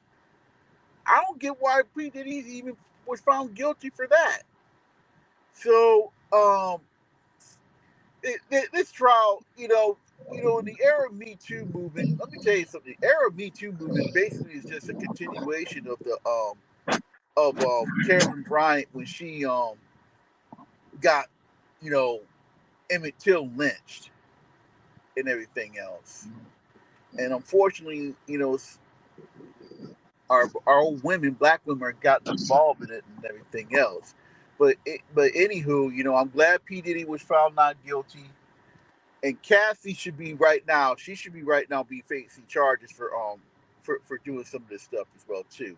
But they're not going to do it because she's a woman and everything else. And they saw that video of her getting smacked around and everything else after she stole his cell phone. Now, if somebody did that to me, if it was a woman, I mean, I would be I would tackle her and take that phone away. And if she start hitting me and everything else, I got to do whatever I can to defend myself after that. So I mean, Cassie really, she really should be charged in all of this as well too. She really should have been. She should have been charged with, with prostitution and all that type of stuff because she was paying for it and everything else. So I'm gonna land my plane there and let you talk. Now I'm gonna say shout out to Afro Merchant. He says Cassie, the freak off architect. That's Sounds fitting to me, man. That's accurate. That is so accurate. Yeah. She the one paid for all this stuff to go down the way it went down. She was the one involved in the situation. Sound right to me, man. She the freak off architect. And the messed up part is, we got Diddy going down for her activity. Literally, y'all. We literally have Diddy going down for her activity. And if you say, well, he ain't went down yet. Well, no, he went down because now he actually has stuff on his record. And that's the thing, y'all. Do we understand that Diddy had a perfectly clean record before this happened? Diddy had a perfectly clean record. Maybe he had a speeding ticket in his background, but Diddy been famous so long, he may not have been driving, So Diddy might not even have a speeding ticket in his background. That's a reasonable assumption, y'all. I ain't saying he couldn't afford cars and whatnot, but it's also reasonable to assume that a lot of folks were driving Diddy around and he didn't have to drive himself too much. So he may not even have so much as a parking ticket in his background, but he had a totally clean record at this particular point. And I get it, people want blood, but how you gonna get blood from a first offender? Yeah. He a first time offender, y'all. Yeah. I mean, it sounds like they were trying to get him, they were trying to bring him down based on what happened 24, 25 years ago when he was with J-Lo and that incident happened at the bar and everything. Now that's something that we got to watch for too. Now you can't do that because it's double jeopardy. But I remember before this trial started, this lady who was shot, said that she wanted to press charges on P. Diddy on that. Well, folks be looking for a payday a lot of the time. Yeah. And I'm gonna say this, y'all. Yeah, this is why I tell. Oh, go ahead. Yo, go ahead. You go ahead. This is why I tell y'all that it ain't just about presentation. It's about information. Presentation-wise, Diddy look terrible right now. Diddy is, well, I guess this might make him a confirmed sexual offender, where he might have to register or something like that. I'm pretty sure because it's the Mann Act is gonna qualify where the man gonna have to register as a sex offender or something. Diddy look bad right now. Diddy has 2 charges and the maximum. Well, he's convicted of 2 counts. The maximum of a count is 10 years. Now, depending upon what the judge does, the judge can say he can, because in a lot of occasions they're gonna say the sentence would run together. Yeah. But sometimes they're gonna say they're gonna have to run them one right after the other. Now, if he's given 10 years a piece for the two charges that he was found guilty of, they technically could put him in prison for 20 years right now. You know, No, well, it sounds like what I'm hearing is that he might only get maybe 2 years, maybe time served. no, Everything else. I'm not saying what he could get. I'm saying technically because of how it's set up, both counts. Well, it's the same thing. So it's two counts. A count carries up to 10 years. Now, Right. now, a lot of times if somebody is convicted for something like that, they will run the counts. They'll run them at the same time. But a judge technically could say, no, you got to do one count at one time and then do the next count after that time is over with. So if you ran it like that, where you gave him the max, if you gave him two max sentences and then say he has to run one right after the other, technically you can give him 20 years. So my thing is, this is what he's actually facing. Now, it would be more unusual to do that, but now Diddy is a rich and famous black man. So we got unusual circumstances going on. Right. But he's not going to serve that. Well, what's on his side is he's a quote unquote first time offender because he don't have no record. Right. You know, shout out to Kevin 3905. Now he says it like this, y'all: consecutive versus concurrent. Now I've told y'all before, I try to talk at a fourth grade level so everybody can understand, but that's exactly what we're talking about. Him serving his sentences as consecutive or concurrent. The judge does have the power to do this, though. That's what his issue is now. The judge has the power to do this. It would be an unusual thing for the judge to say, no, you're going to have to run one and then run the other right behind them. It would sound unusual for a judge to say, I'm going to give you the max on both counts. But just because it's unusual don't mean it won't happen, especially with all the work they've been trying to put out there to say he's such a violent man. Now, I'm going to tell you this, y'all. I'm going to tell you this. Beating up a person who steals your cell phone, I'm not going to look at that as you a violent person.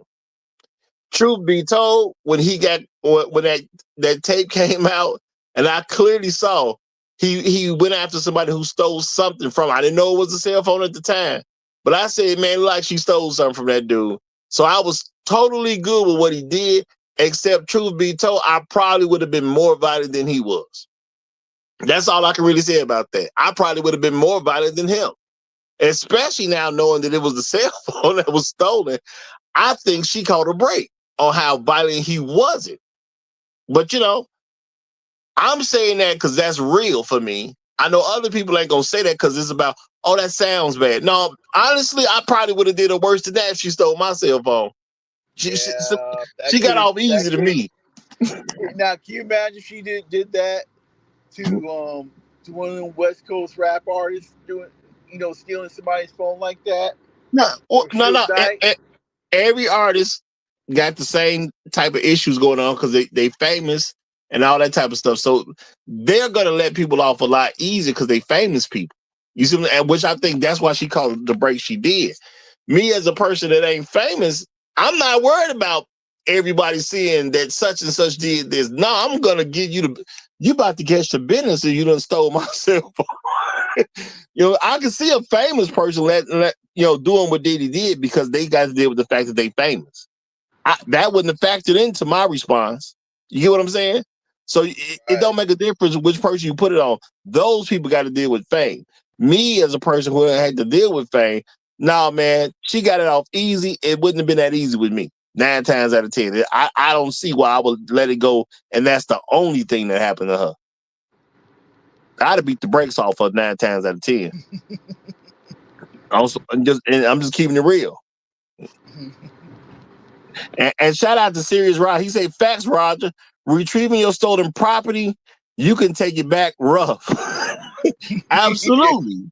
Absolutely. Now, this is my thing, y'all. They're trying to make Diddy look like this really, really violent man.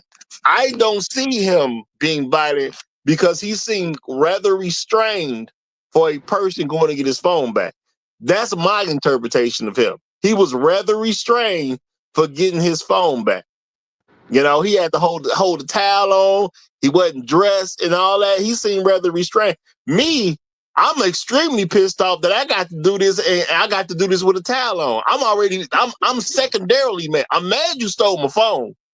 I'm secondarily mad you got me out in this hallway with a towel on trying to get my phone back. So I'm saying realistically, I probably would have been much more violent than he was. Real talk. You know, I'm not going to get out here and just, well, you know, you shouldn't do this, and, you know, you shouldn't hit a woman. No, I'd probably been far more violent than he was. You know, I probably kicked her at least 3-4 times. You know what I'm saying? That he didn't do. I probably would have, boy, ain't no telling. But let me let that go. I mean, shoot, she probably was driving him crazy and everything else prior before this whole incident started. When she was just grading him and all that, probably, you know, who knows? She probably put hands on him and everything. So he was being restrained, and then she took the phone and started running. And you know, and he just put them hands on her. Now, my thing is, he was rather light with her. He was extremely light with her. People talking about like he's such a bad man. He was extremely nice about this situation. Extremely nice. Okay. You know what I'm saying? Especially with the fact that he was doing it with a towel on in the hallway. Okay. He was being extremely nice. Now, this is the other thing. So they trying to paint him as this violent man. I don't see him as a violent man based on how he acted. I saw him as a rather reserved man for only doing what he did. Because I'm being realistic. And you got, you know, to think about it. What if it was your phone? What if somebody stole your phone? How are you going to actually act? You know, real talk. Now, this is the other thing. They say, okay, well, he's violent. Look what he did to Kid Cudi's car.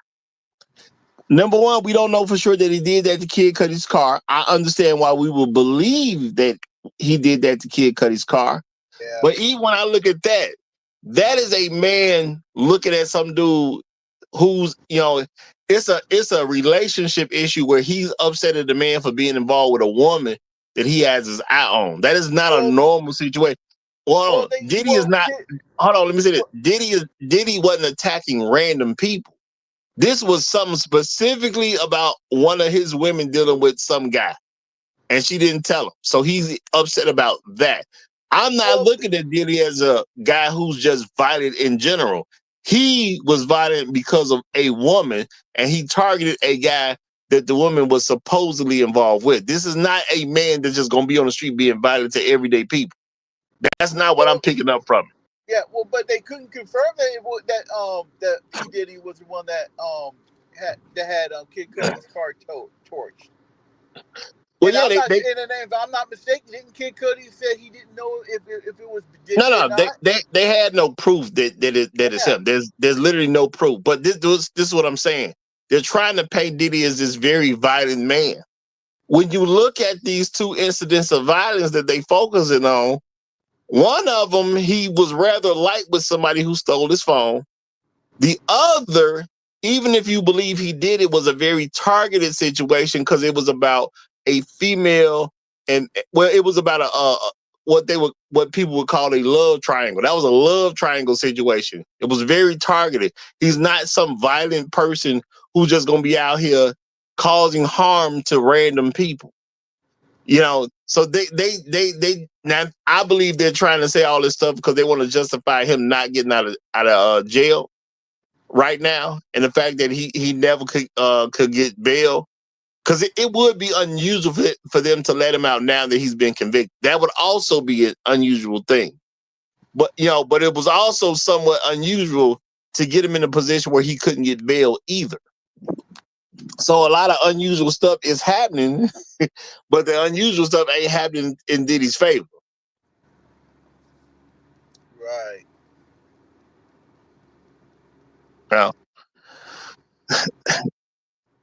Now, shout out to Better You. He said, if she had told Cudi, could he have come to the freak off? Well, I'm gonna say this, man. I'm gonna say this. If Kid Cudi had any idea what was actually going on with Cassie, would he have even been trying to talk to her in any format where they could end up in a relationship? You know, because I think Kid Cudi was doing stuff with a lack of information. Because if you find out your woman is doing all this stuff, you know, are you trying to make her your woman? You know? Now, I've seen a lot of comedians, well, I ain't gonna say a lot of comedians, but I've seen a few comedians make some jokes about how Cassie's husband is the real OG and how he just taking all this stuff on the chin. Because there's a whole lot coming out about his wife right now. I wonder about Cassie's husband. Is he going to divorce her? Now, if he does, I don't think all that's happening because they say Cassie's husband is some white guy. So I'm assuming whoever this guy but is. you know what? If he were to divorce her and the fact that she makes more money than him, hey, he could get some of that alimony off of her. I don't know if Cassie makes any money either. Cassie got a big payout. I don't know that Cassie has a job. So I don't know if she makes any money. Now the thing is, they say he's a white guy, but she's not famous or anything. He's just like some regular white guy. So I'm assuming that the regular white guy married her for money. Because you know what I'm saying? Because Cassie was having some money coming in, obviously through music and you know, he probably knew that she was gonna settle at some particular point in time. I don't know if Cassie's earning any real money at this particular point, but remember, he got with her before the settlement came in. It's not like he don't know none of this stuff was going on. This is her husband. There's no telling how much information he had on what Cassie was doing, you know, before he married her. So he more than likely he just married her to have access to the money. And at the end of the day, it worked out for him because she got the $30 million payout. So they paid, you know. So I don't think he's just gonna leave her, because if he's not some famous businessman or something like that, why would he leave where he got the money at? He good. You know, it's not like he can say, let's say he got divorced and he just say, hey, we don't have to go through all that trouble. She just got $30 million. Just give me $15 million. I'm on my way. We ain't got to do none of that stuff. Would he even know what to do with the 15 million? I don't think so. So that's why I don't think he's going anywhere. I think he married for money. This is just me guessing. And people may say, well, how are you making this guess? Because white men don't normally marry black women. That's why I'm making this guess. He probably just married her for money. And he gonna chill and be where he at. And he gonna be rich the rest of his life if he could just maintain that money. That's why I don't think he's going anywhere. Yeah, well, we'll see. I'm saying that I have no clue at all because I don't even know his name. I never even went to check to see who he was. He was just, all I know is he's some white man that ain't famous. That's it, you know. So if you marry for money and you now got the money, why leave now? You know, it is what it is. It's already unusual for a white man to marry a black woman as it is. So that's why I'm pretty sure he did marry for money. So ain't no point in leaving now. We done got the money. We good. Truth be told, because of this, because Diddy was found guilty of something. Yeah, well, I guess they can't sue no more. I feel say they could probably go after them again, but they probably can't sue no more because of the whatever they signed with the 30 million. Well, it's over with. He's got more pending lawsuits on P. Diddy. He's got more lawsuits coming in. Well, no, I'm just saying that particular couple, I'm sure can't go after him at all because they they settled, and Diddy ain't finna leave no hoes like that. But they got their 30 mil. If I married you for money and I just got 30 mil, I'm cool. I'm cool. We good right now. Okay, I know I don't know what I'm doing. I'm saying that as the perspective of the person who would marry a black woman for money, even though you're a white guy. I don't know what I'm doing. And this black woman just got me 30 million. I'm gonna just chill and enjoy the money. It is what it is. You know. Now, I do think everything about this Diddy's a violent person. I don't see any type of regular violence. He's upset about a woman, and he took his anger out. If it was him, he took his anger out on the man that the woman was dealing with. That's not regular violence. Also, we saw him go after a woman who stole his cell phone, who happened to be his woman. He was so light on her. I can't succumb to the idea that we're talking about just a regular average guy. Well, that he's going to be violent toward a regular average person, whether it be male or female. Diddy don't come off as a person who could just interrupt in violence to anybody at any point in time. That's not how he came off at all. The information I have on Diddy doesn't suggest that to me. Yeah, I grew up in a bad area. I know violent people. I know the type of things that some violent people do. What they're saying about Diddy is this don't sound like violence I need to concern myself with. Unless I'm gonna mess with one of Diddy's hoes. Now, if you mess with one of Diddy's hoes, yeah, he may be violent towards you because y'all messing with the same chick. I do get that. If you steal his phone, he may be violent towards you because you stole his phone, and I do get that. I mean, but if you steal from somebody and they go after you, I ain't gonna never say nothing bad about that. That's not something I pay attention to. You get what you get at that point, So they already messing with Diddy. I know they want to put him in prison for the whole 20 years. The only issue is the fact that he's a first-time offender.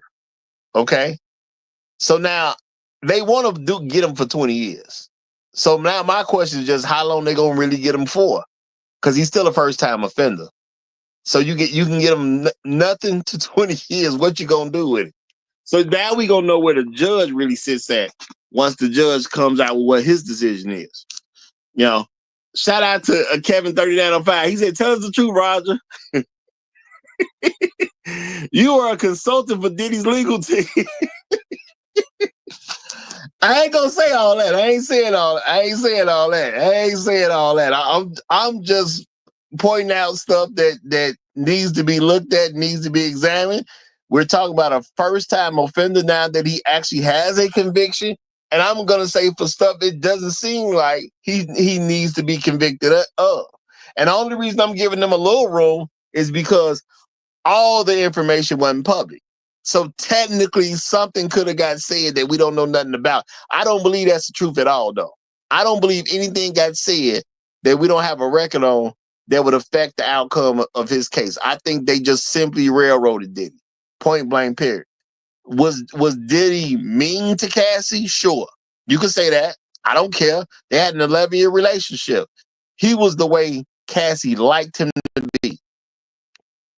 You know what I'm saying? So if you say Diddy is mean to Cassie, that's why Cassie with him, because she like a mean man. It is what it is on that note. Okay? Cassie seemed to be living the good life to me.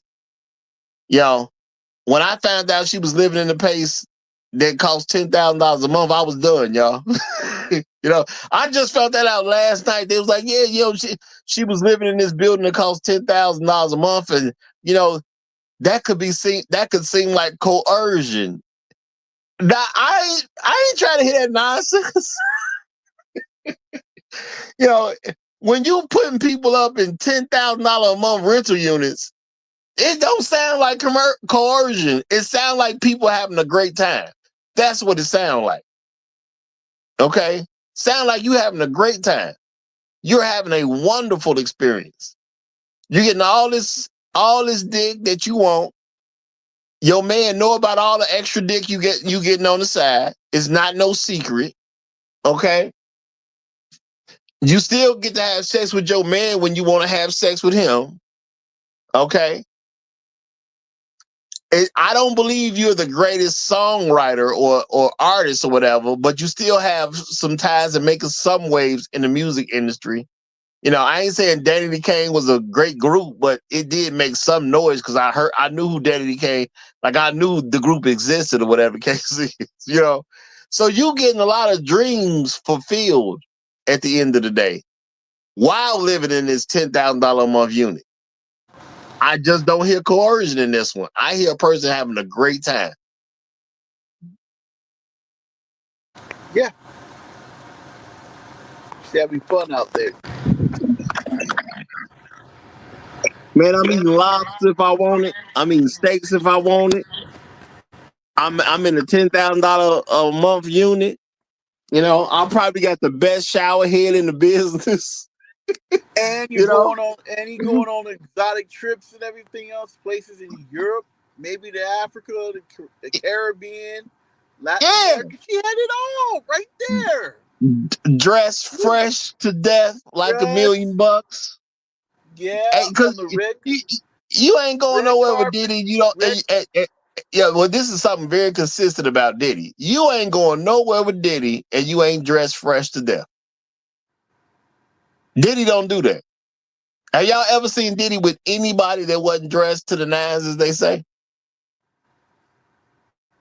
You know, Hey, his ladies were always dressed Diddy makes well. sure the men are dressed. Exactly. You can't even be a man around Diddy and not be dressed well. Yep. You know. Now maybe that got something to do with maybe that had something to do with the fact that he made a comment about taking 50 Cent shopping. Maybe that had something to do with that. Who knows? But you know, Diddy just don't be out there with people and you're not dressed well. You know, okay, you probably had the finest cutlery. You know, shout out to Afro Merchant. I see you. You peep game. I wasn't quote unquote saying it like that, but you peep game. Double entendre. Best shower head in the business. I know she did. I'm sure she had the finest shower head plumbing can offer at this particular point, y'all. She living in a place that costs $10,000 a month. She got a fine shower head available to her. You know, I'm pretty sure. And You this is know, in New York, New York, right? Downtown New York. It's probably more than $10,000. Raj, probably I around just heard what they reported. I don't know where it is, but they said I just found it out last night that as I'm researching all this stuff, that she was living in a $10,000 a month unit. And my thing is that's crazy. And they talk about coercion. Who you gotta Yeah, convince to live in a $10,000 a month unit? that doesn't make sense. Yeah. I mean, if you're in a situation, you're being held captive and everything else, then why are you still living in that place? Why are you still living lavish and all that? You know, and I think real talk. Because they said they had a 11-year on and off again relationship. I think, yeah, and y'all, I ain't no rocket scientist or nothing, but I think every time Cassie left, she couldn't deal with the fact she didn't have access to the stuff she had access to, and Yeah, she had to come back. You know, exactly. because realistic, right? Let's be real, y'all. You got a Chevy, right?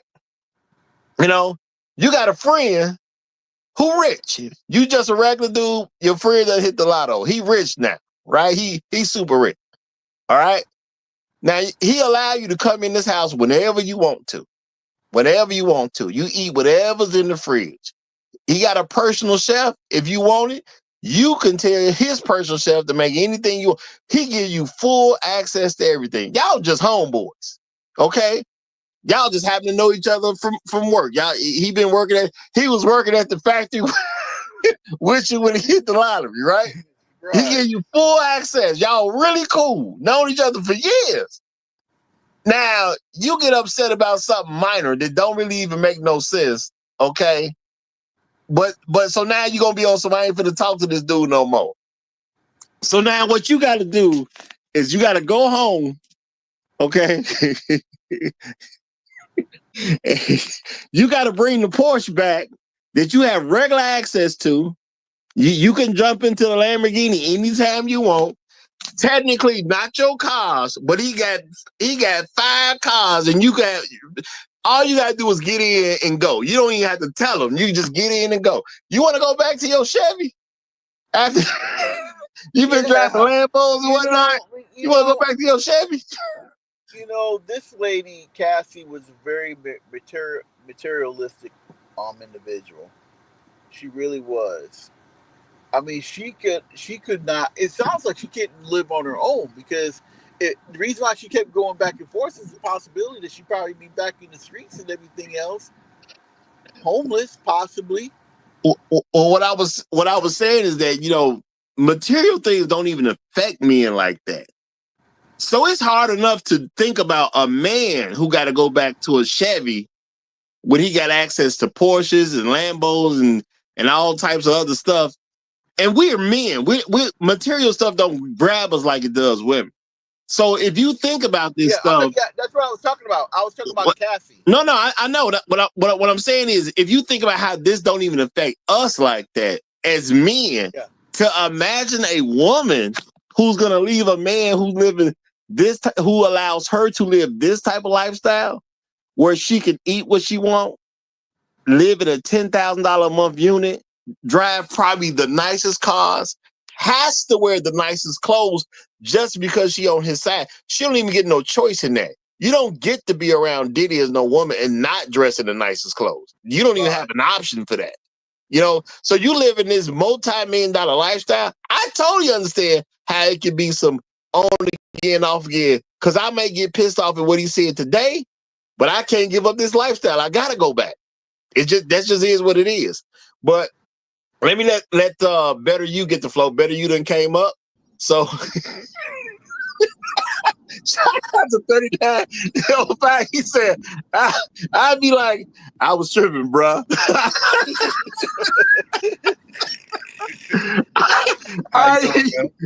You got it, Better You. How you doing, brother? I'm doing good, man.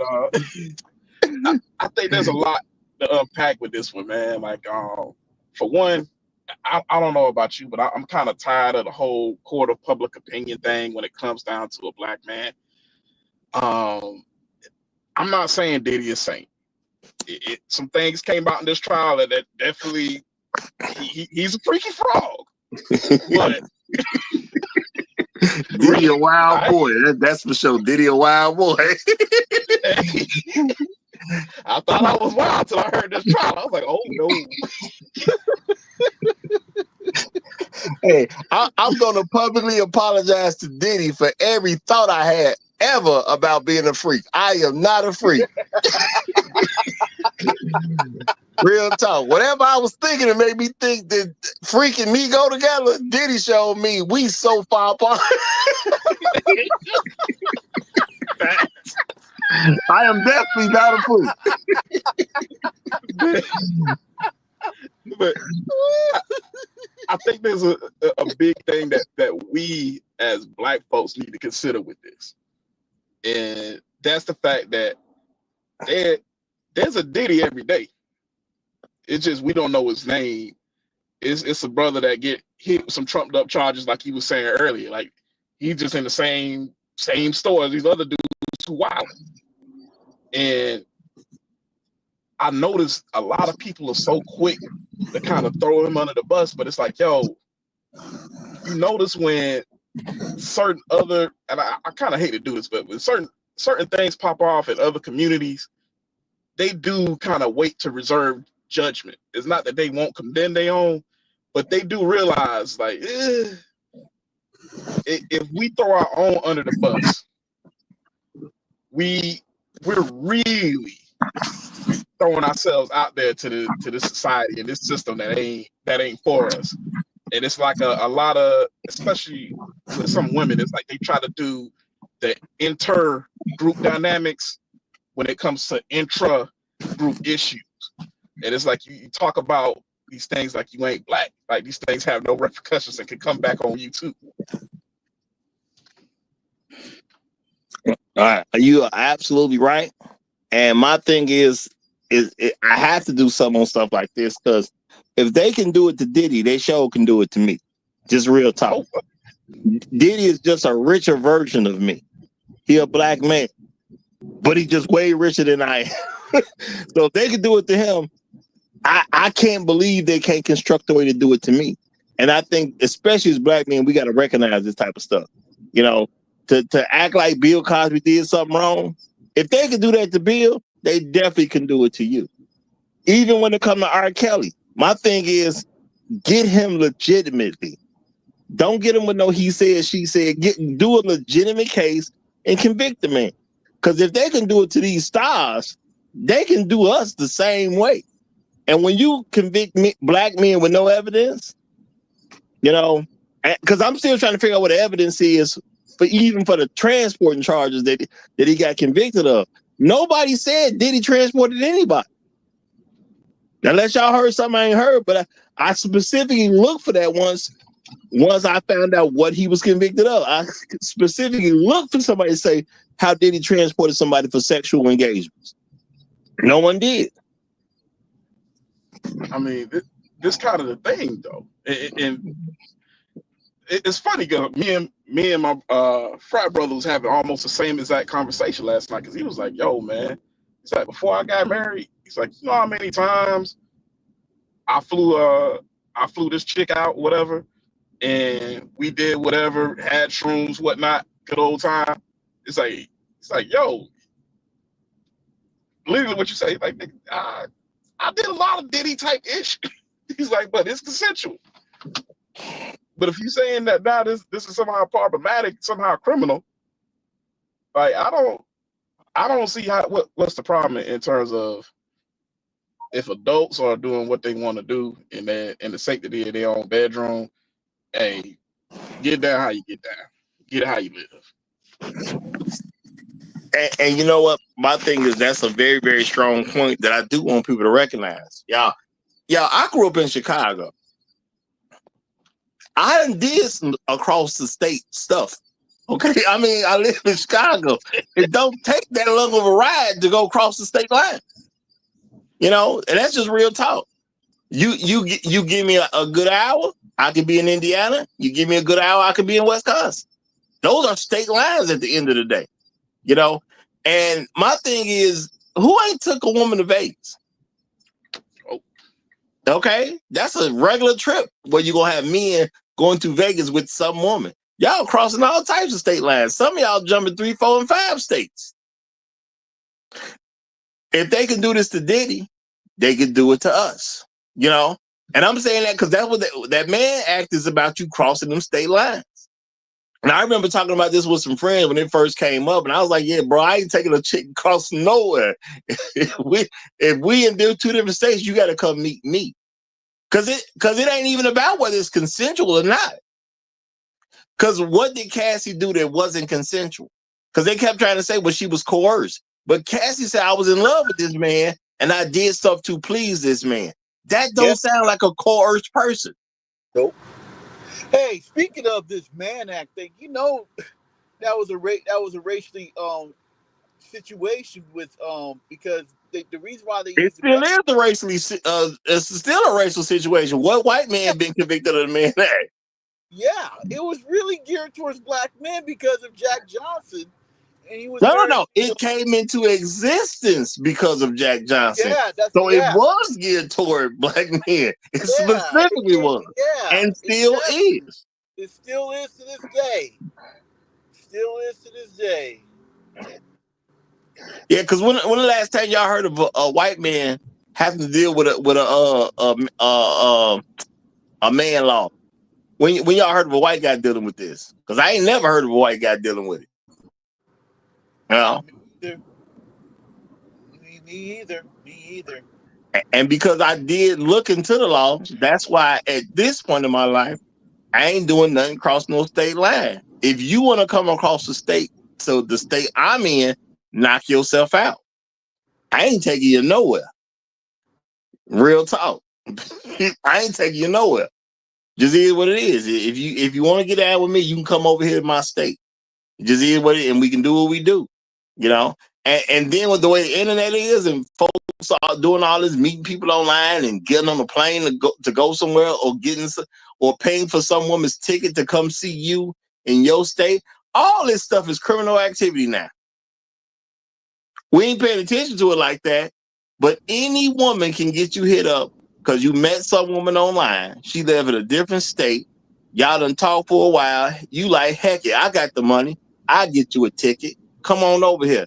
Now she come to your state consensually, has sex with you consensually. If she want to, she can send the cops to you. And guess what? You're gonna tell the cops that you broke the law. Everything was consensual, sir. I don't understand what the problem is. Well, did you buy her a plane ticket? Yeah, I bought her a plane ticket. That's legal. Okay. Did y'all engage in sexual activity when she got here? Yeah, we did. Of course. I ain't just buying plane tickets for nothing. Nigga, you broke the law. Now we finna hand you up under the Mann Act. Because you done literally flew a chick in to partake in debaucherous behavior.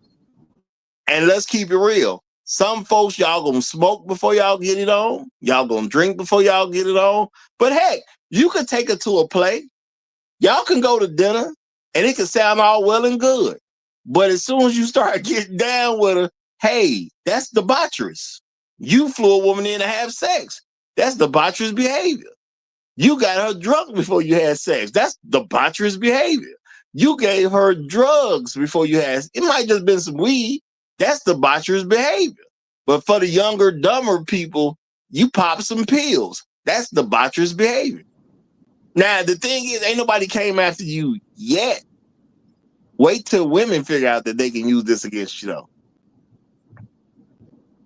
Now, I can't go nowhere with you.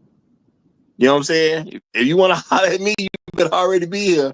Or you better get your own plane ticket and come mess with me. Because I ain't giving you nothing. And that's real talk. Exactly. Good point there. I think. Go ahead. I got a question. Why we care what Miss PP Mouth say? Say that again. Real talk.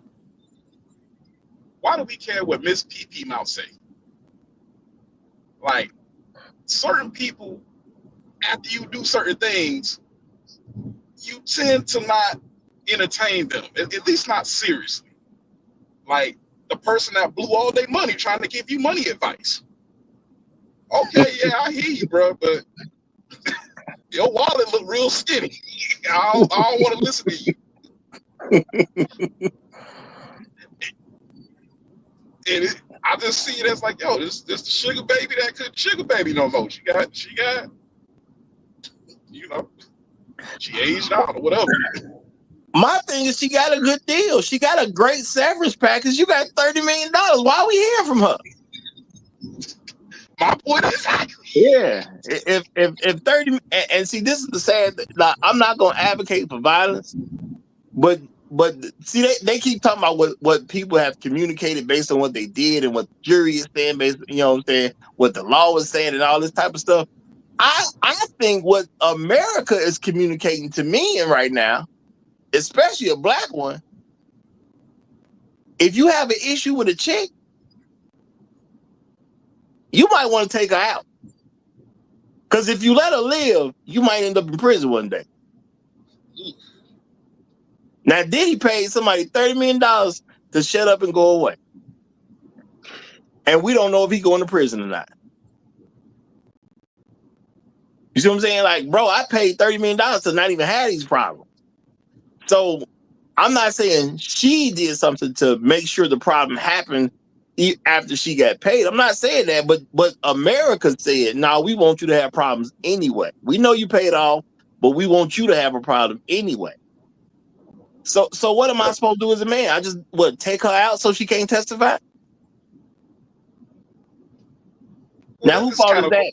If he'd have thought about that way. If he'd have thought about it that way. No, Jane Doe, whoever she is, let me just take her out so she can't testify. Even though they may not, quote unquote, technically be trying to harm me right now, America said I need to be harmed. So how do I get America to leave me alone? Well, I take out the witnesses. Yeah. I mean, that's a very logical conclusion. And hence also why I think, like what I was saying at the beginning, like we need to be very careful with certain things. Like the fact that especially a lot of women treat things like, oh, because you're charged with something, like, oh, you did it. And you become guilty in the court of public opinion, but you're exonerated in court. Just like you said earlier, we're not privy to all the evidence and things that those proceedings, like those courtrooms are sealed. You, every now and then, you might be kind of lucky and get somebody who's reporting on the case, But even then, they spinning stuff. They giving their perspective. They not calling it like balls or strikes down the middle. They telling you what they want you to hear, what they want you to know, to influence and sway your opinion one way or another. They want it to be like, oh, this nigga guilty. Damn right, I'm not gonna tell you about the shit that look. Hey, you know what? This makes it seem kind of iffy. I ain't gonna tell you that. I don't get no ratings from that.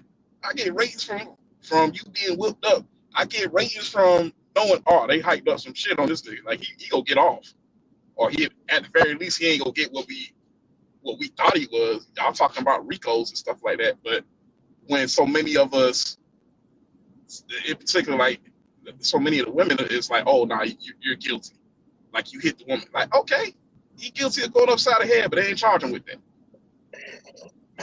Now, I'm pretty sure at this particular point, there's a lot of women, saying a bunch of stuff about how he's guilty, not even understand what they're saying he's guilty of, and which is one of the reasons when I try to get real information, I ain't gonna necessarily go get it from a content creator. I'm on it from news sources, because I need legitimate information, and unfortunately, you can't trust every content creator to tell the truth about stuff. And which is why y'all have heard me say over the years, for the folks who've been able to see this content over the years, man, no false narratives. Because I don't know if people gonna go listen to somebody else after listening to me, or if they may take everything they hear over here as the gospel. And my thing is, I cannot be putting out false narratives just in case somebody does that. But my place should be a place where they can do it, but I got to make sure, stuff is truthful at the end of the day. And that's why I keep saying information is more important than presentation. They have presented Diddy as a monster. Diddy went after a woman who stole his phone. I don't have no problem with that. You steal my phone, I'm probably going after you too. And I probably wouldn't have been as nice as Diddy was when he did what he did. Because people say, well, yeah, he was a monster. See, he seemed pretty nice to me. You stole my phone, and that's all. I cannot guarantee if you steal my phone, that's all that's gonna happen to you, man or woman. Real talk. I can't guarantee you that. And I'm trying to be a better person, but I just don't think I'm there. And that's just real talk. You know what I'm saying? If I'm in the room and you steal my phone, I'm going after you. I think at this point, and I'm not saying anybody should test it, I believe at this point that I've recently gotten to a place, if you stole something from me and I wasn't there, I may not come after you. I believe I'm there, but I can't even guarantee that right now. And that's real talk. And I'm a person trying to do better. And then the other thing is, okay, I personally could believe that he went after Kid Cudi, but I think that's some love triangle stuff. He's not dangerous to the public in general. That was just another person involved in his love triangle situation because Cassie didn't tell Kid Cudi what he was about to be involved with. And I do believe if Kid Cudi knew her whole story, he wouldn't have been trying to be involved with her in the first place. Because Cassie, wild. Now, a lot of folks, we looking at Diddy's a wild boy. Cassie a wild girl. She was involved for 11 years. Yes, sir. You can't tell me she ain't with this. This who she is. This her lifestyle. Now, the only reason I don't have no sympathy over her husband, because I honestly believe her husband just married her for money, so he don't care. You know what I'm saying? That's my honest belief. But if you was just a regular dude and you married Cassie, how do you not go crazy? Think about it. If you met Cassie, don't know her story, don't really know who she is, which is very possible because I still didn't know who Cassie was until this trial started. So I could have met her in the streets and never knew she was attached to Diddy at all. She just wasn't that famous, So you marry this woman who's supposedly going to be the love of your life, have a couple kids, and then you hear all this come out? Man, you liable to go crazy. She can't kiss me no more. She can't kiss me no more with that mouth. I don't think that's going to happen with the white guy because I just honestly, truly believe he married her for money. But I'm just saying, y'all think about it. If this was you and you met her and y'all, quote unquote, married for love, and you done had a couple kids, so you kind of stuck in there somewhat now. And then you go to a trial and you hear she was doing all this type of stuff. Now, this does happen to regular people. They're not famous, so we're not all in their business. Because this happened to regular folk. It ain't like it ain't a women out here who their husband go to trial or whatever. Next thing you know, you find out she was on OnlyFans. Or back in the day, it's more likely that she was involved in the porno industry and whatnot. And now the old tapes of her done came out, and you find out what her porn name was and all this type of stuff. You know what I'm saying? This stuff happened to regular dudes. We just don't pay attention to it because it's a regular guy and we're not hearing about it like that. But this doesn't happen to regular dudes.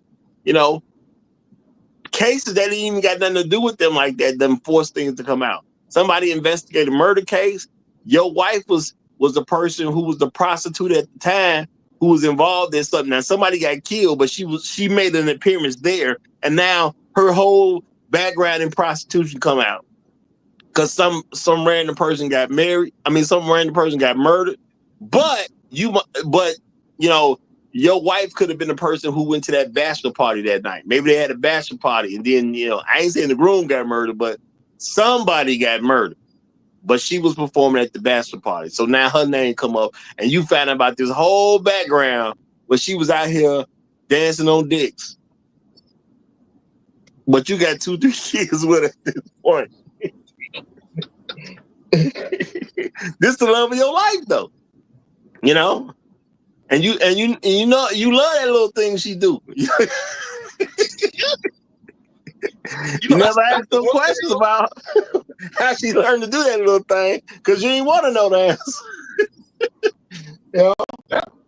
That's the one thing I kind of wonder about, because like back in college, we would see it sometimes. It'd be like the girl that was kind of like she got around a little bit.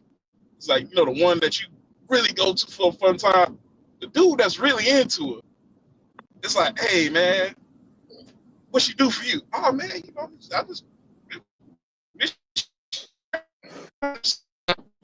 like, yeah. Nah.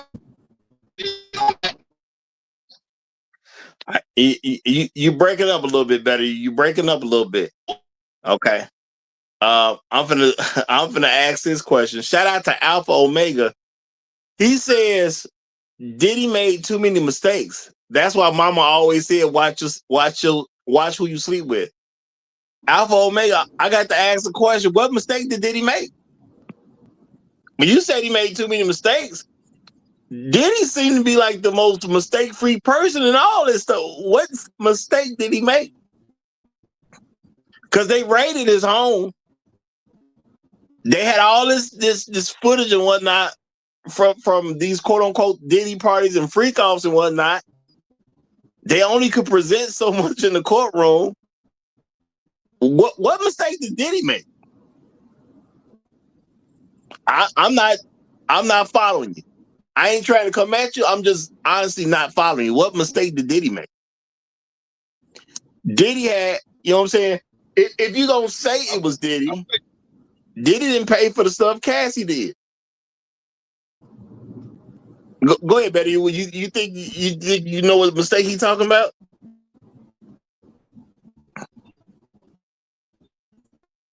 I think if Diddy was.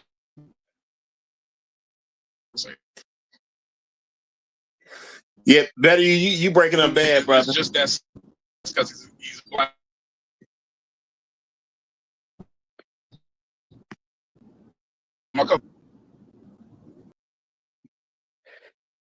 All right, y'all. I kicked him out the studio. Hopefully he do something about it because we can't. He was breaking up too much for me to even try to figure out what he's saying. Now I don't know what mistake Diddy made, honestly, because it seemed like they just went after Diddy. Diddy was in the news for 6 months. Then he did a deal with Cassie. Probably in the news another 6 months. Then they put out this tape of him going after Cassie when she stole his phone. Okay. Statute of limitations was already passed at that particular point. I don't understand what mistake Diddy made. Okay. Diddy was not paying for stuff. Diddy did not allow anybody to attach any of this stuff to Bad Boy. Because if he did, he would have went down for racketeering. So that was a brilliant thing to make sure whatever they was doing, he made sure don't nobody attach this to Bad Boy. Because now you got a racketeering you would be able to justify convicting him for racketeering.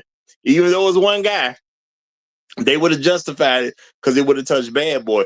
So I just don't get what mistake Diddy made. Cassie was the one steady coming back. This was an 11-year situation with her. And then we got some Jane Doe out there who was doing the same thing, who was coming back. So I don't know what mistake Diddy made, man. It seemed like Diddy was doing everything the way it needed. If you're going to be a freak, Diddy did it the right way. That's what it sounds like. If you're going to be a freak, Diddy did it the right way. It's just you literally have a government that goes after black men. Because, my whole thing of even bringing this up is because I cannot find what Diddy did wrong. So please just inform. And I'm not trying to come at you. I'm just trying to get whatever your take is on what mistake Diddy made. Because I just don't see where he made one. I better you back. Let's see if you sound better. Okay, good. Yeah, you good. Go ahead. Am I coming through now? Yeah, you are. Yeah, if you change Diddy to a white entertainer like Vanilla Ice, I don't even think this goes to trial. I don't think we're having this discussion. I really think it's true just because of how anti-black society is. That's the only reason we're here. They said that they was gonna get them, and by hook or by crook, the government, they did their thing, and they smeared them. All right. Well, I'm finna let H Rebels get in because he came in. Now, somebody named Big Will 36. Shout out to you, Big Will 36. He has some theories on the mistakes that Diddy made. So I'm gonna read this real quick. You got me, Roger? Yeah, I got you. I'm about to bring you in too. Big Will 36 says, now this is his opinion, not the guy who said Diddy made too many mistakes, y'all. In case you don't know, these are two different people. Big Will 36 says his mistake was going at it with Master's business. Go check that alcohol company he went out. Okay. He said he F with Master's money. So now that's Big Will 36 theory that because Diddy was going after Master's money, which is involved in that alcohol situation, that's what his mistake was. Now, I could understand that may be why certain folks went after Diddy. I'm still not gonna say he made a mistake. That could very well be why they went after Diddy in the first place. Because at the end of the day, after this trial, I just don't see where you got Diddy on anything. I understand you hitting them with the transporting thing, but to my understanding, Diddy didn't pay for nobody to get transported. It was the women doing that. But H Rebels is here, so let me let H Rebels get the mic. You got it, my brother. Yeah, Roger, I'm not going to stay up too long. I'm probably just going to kind of say my piece and listen in the background, maybe make a couple of more comments because, I'm out with the wife. But I wanted to pop in and just kind of say something real quick because as it relates to this, I agree with you. I don't know what all your commentary said before, but I'm pretty sure you covered quite a bit. But we've been talking about this, and honestly, I've been looking at this, and I can't see where he did anything wrong. Like, it's almost like they're talking about RICO charges for him, but it's almost like there's a conspiracy against him. Some people kind of highlight, and I guess you guys already talked about it, that the alcohol lawsuit that he won with that alcohol company, basically it's them getting back at him. But the other part of it too is that when he got acquitted of the most serious charges, coercion was one of them. I failed to see where he coerced anybody. Everybody was voluntary participants, and now they're trying to get him on lesser charges as it relates to, prostitution and trafficking across state lines, which references the Mann Act. Did you guys already cover the Mann Act? Yeah, we okay, yeah. So that. that's the one that they actually created specifically for Jack Johnson, right? Because 1910, Jack Johnson, he was messing with those. He was couldn't stay away from Becky. So he got himself a Becky, and they were traveling around with him, and they're like, "Look, we're going to prosecute you because even though you're a heavyweight boxer, we don't want you messing with these white women." So that's why he married them. I think he had like 3 or 4. He had at least 2, if not 3 wives. No kids because of the anti-miscegenation laws. He couldn't produce any children, so he didn't violate any laws there. So he had to marry them in order to be legal. So that's how he got around that. But the thing is that notably, this act goes back to 1910. It has racist origins, and it's really only been prosecuted or used against black men primarily. A couple times it's been used against white people. Charlie Chaplin, he was one. You know, I don't know if you guys are familiar with him, but Charlie Chaplin was an actor back in the early 1930s or something like that. And then you had Ghislaine Maxwell. You know, it was used against her. She was the one that was part of Epstein's, circle, right? Jeffrey Epstein. But every other time it was used against a black person. R. Kelly, Chuck Berry, obviously Jack Johnson. So it's racist in origins and how this stuff is playing out. Oh, for him. It's racist in origins and how this stuff is playing out. And we sat here and we watched Hugh Hefner, bring women all the way from across the country just to have those sex parties that he was doing.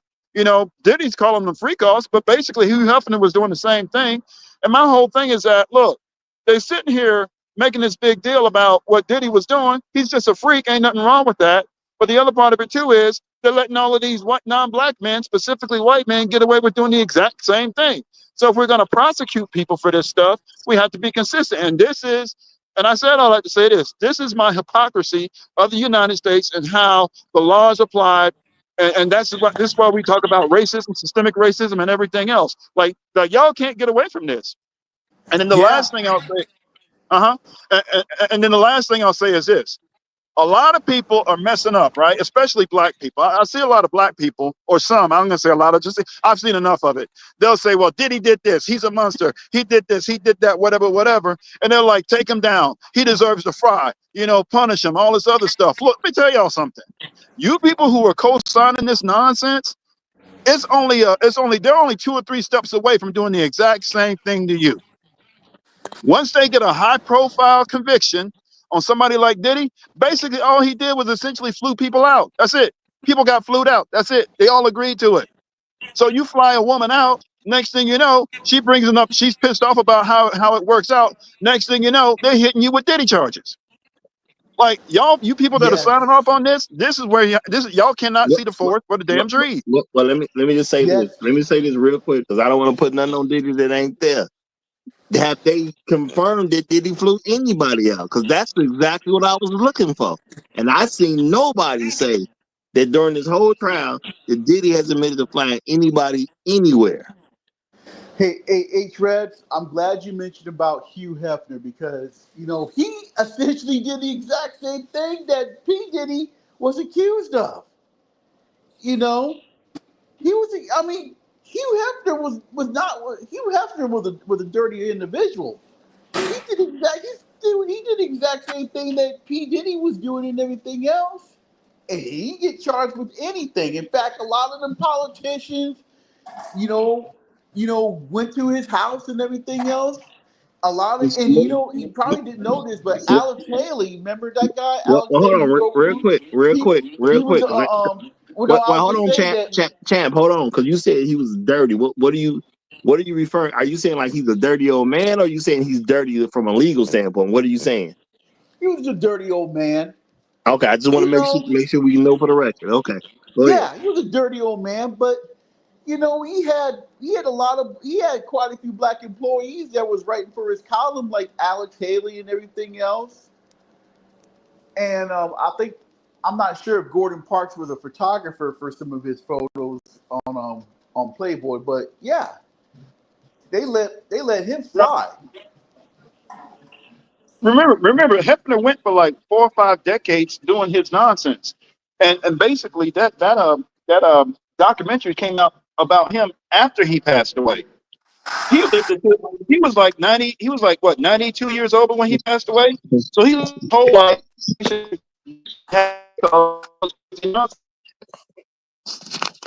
They let it go. So, and remember, the Mann Act goes back to 1910, so they could have actually used that to prosecute Hefner, right? Well, I mean, at the end of the day, as they say, he was out there living his best life. A real talk, y'all. But let me let Tunnel Runner get in here because Tunnel Runner then came in. Okay, and I know Ken, you said you on the H-Rev, you said you ain't gonna be here that long. We only got 27 minutes left, y'all. Now we down to 26 minutes, so we got 26 minutes left. So let me let Tunnel Runner also get in.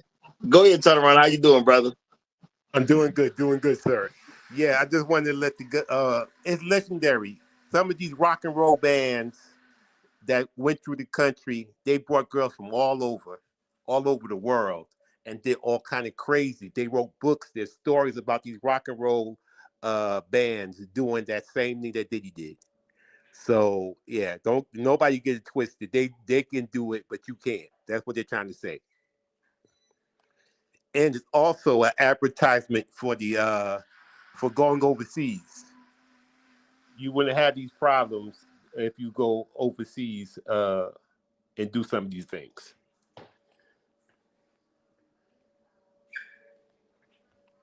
Did you hear me? Did that come through? Yeah, you came through. You came through.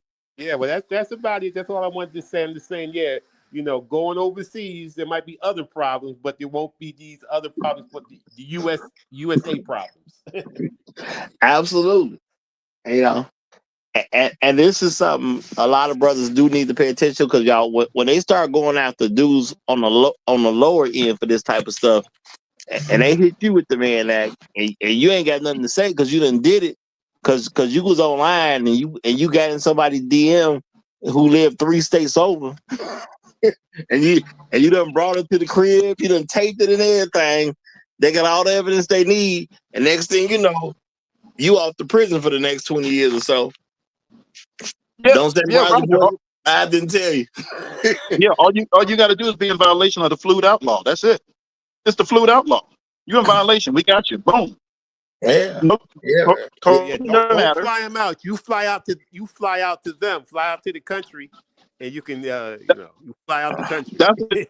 That's what they're trying to get him on, and they're trying to make it all fancy and call it prostitution and moving across state lines and all this other nonsense. It's essentially the fluid outlaw. Do you know how that's happening every day? I'm not saying guarantee, but I suspect that's happening almost every day somewhere in the United States, and not only domestically, internationally. So so now you could be an international violation.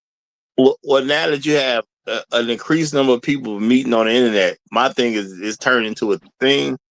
And real talk, as black men, we actually need to pay attention to that and understand that you can get that happening to you. Because if you pay for her ticket to come meet you so she can engage in debauchery, and you may not you be like, oh, well, what's debauchery? Hey, you smoke a little bit, you drink a little bit, y'all do what y'all do. Hey, that's debauchery. It ain't no set thing of what debauchery is. It's open for interpretation.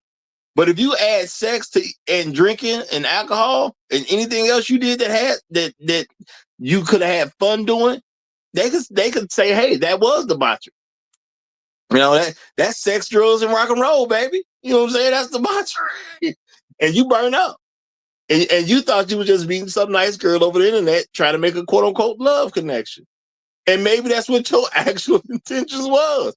But once you had sex with your love connection, and maybe y'all was doing something a little bit more sophisticated. Maybe y'all wasn't just drinking. Maybe y'all had some champagne. Maybe y'all was doing it in a real elegant fashion. It's still alcohol. It is what it is, man. You could have got us a 200-year-old bottle of your best champagne, but that's alcohol. That's debauchery. Just depends on who they want to put it on.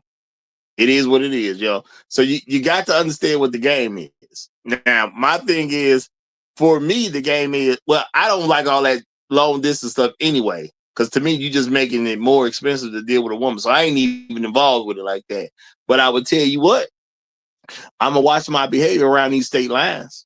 I ain't really did nothing with nobody out of Wisconsin, but I'm going to watch my behavior when it comes to Indiana. I'm not bringing you over here. You know what I'm saying? I'll come over there and we'll do what we do in your state, or you can come over here and we do what we do in my state. But ain't gonna be no getting in the car and I'm gonna pick you up and bring you over here. We ain't doing all that. You know what I'm saying? That's dead to me. You know what I'm saying? That's just dead to me. Now, have I done stuff like that before? Yeah, because I live too close to the state line to not partake a little bit of some Indiana. I ain't never touched nothing out of Indiana. That's dead And now, though. Roger, we need people to not jump to conclusions. When they hear stuff on the media about a black man that, as far as we know, has been decent, we don't need to jump to conclusions because too many people, if they say something negative about a black man, we got too many black women, too many black men just jump into whatever they said without any fact. Well, as I said before, you grew up in this country, you've been taught to be a white supremacist, and a lot of people ain't got their white supremacy in check yet. And that's the reality of it. We don't want to say it like that, but that's what it is. You was taught to be a white supremacist, and you still acting on it. You once you're 18, you an adult, you're supposed to get that under control. I understand you couldn't deal with the fact that it was getting taught in your grammar school. I understand you couldn't deal with the fact that it was taught in your high school. I understand even for the people who went to college, you couldn't deal with the fact that it was part of your college courses. But you're an adult, man. You got to get rid of that. And it's your fault that you did. It's that simple at the end of the day. Ain't no excuse. Just ain't no excuse. But people need to figure out what laws really mean and what they're really saying. And again, this is why I believe they don't like jurors that know stuff about the law. Because knowing what I've heard about this trial, now, yeah, I wasn't at the trial. I didn't hear everything that happened, but I don't think there's anything that I didn't hear where the outcome should be changed, or the outcome. I'll say that where the outcome, I would even agree with these outcomes, because I don't agree with the outcome. He should have been found not guilty on everything. He didn't transport anybody and then engage with sexual activity with them, as far as what I know. The only thing he did with people who got transported was watch. So You know what, Roger? I suspect that they were like, "Look, we don't have substantial evidence to get him on the more serious charges, but we can't let him walk out of here with nothing." Because even with these two charges that he got found guilty of, right? I think technically they said it was 20 years. Like, that could be a 20-year sentence. Now it's going to automatically drop down to 10. All right, and because of that, now you talk about 5 years because he's Diddy, right? So, and then you talk about time served. I mean, it could be nothing. The thing is, each count is the same count. I mean, it's the same crime, but each count could go for 10 years. And there's no mandatory minimum, so he don't have to do any time at all. But if they run them one behind the other, technically you can make them do 20 years if you run. But it would be an unusual thing to do that. Plus, Diddy is a first-time offender. Diddy got a clean record. Yeah, well, the other thing too is they might be looking at making an example, because remember, I think at this point he's been in. It's going to be 2 years by the time he gets hit. By the time he's been, awaiting trial, right? It's going to be close to 2 years. So they can look at time served, suspended 5 years, time served in prison, suspended sentence, home arrest. Like, they're gonna make a little bit of deal here. But my whole point is that I don't. It doesn't seem like to me he's going to walk away completely clean. He should walk away clean.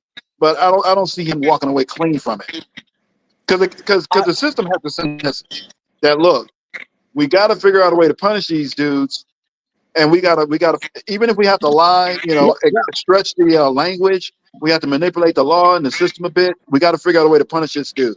And I'll say this real quick. Check this out. Did you guys hear about the Abercrombie and Fitch CEO that got convicted? He didn't. He got charged with similar charges.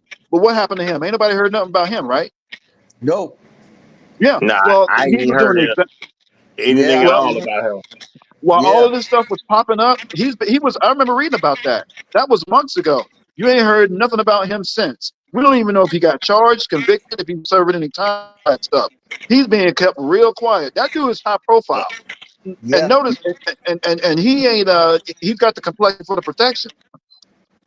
All right, now I'm gonna say at the end of the day, they did do something to Diddy, because he still has 2 convictions, so he's a sexual offender at this point. So he has been stained at this point. Now I'm just saying, when it comes to sentencing him, if you make the sentence very bad, which I'm not saying they won't, because this has been a witch hunt from Jump Street. Because again, y'all, I did 2 previous shows about this situation. One well before he was charged. I did another one when they dropped that tape out, and I told y'all then the reason they put this tape out, because they ain't got no evidence on this man.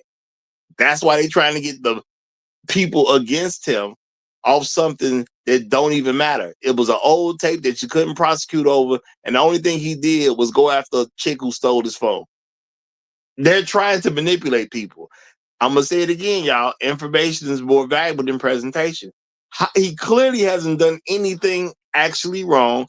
And when it comes to this transportation stuff, because they saying he transported he transported people for to engage in prostitution.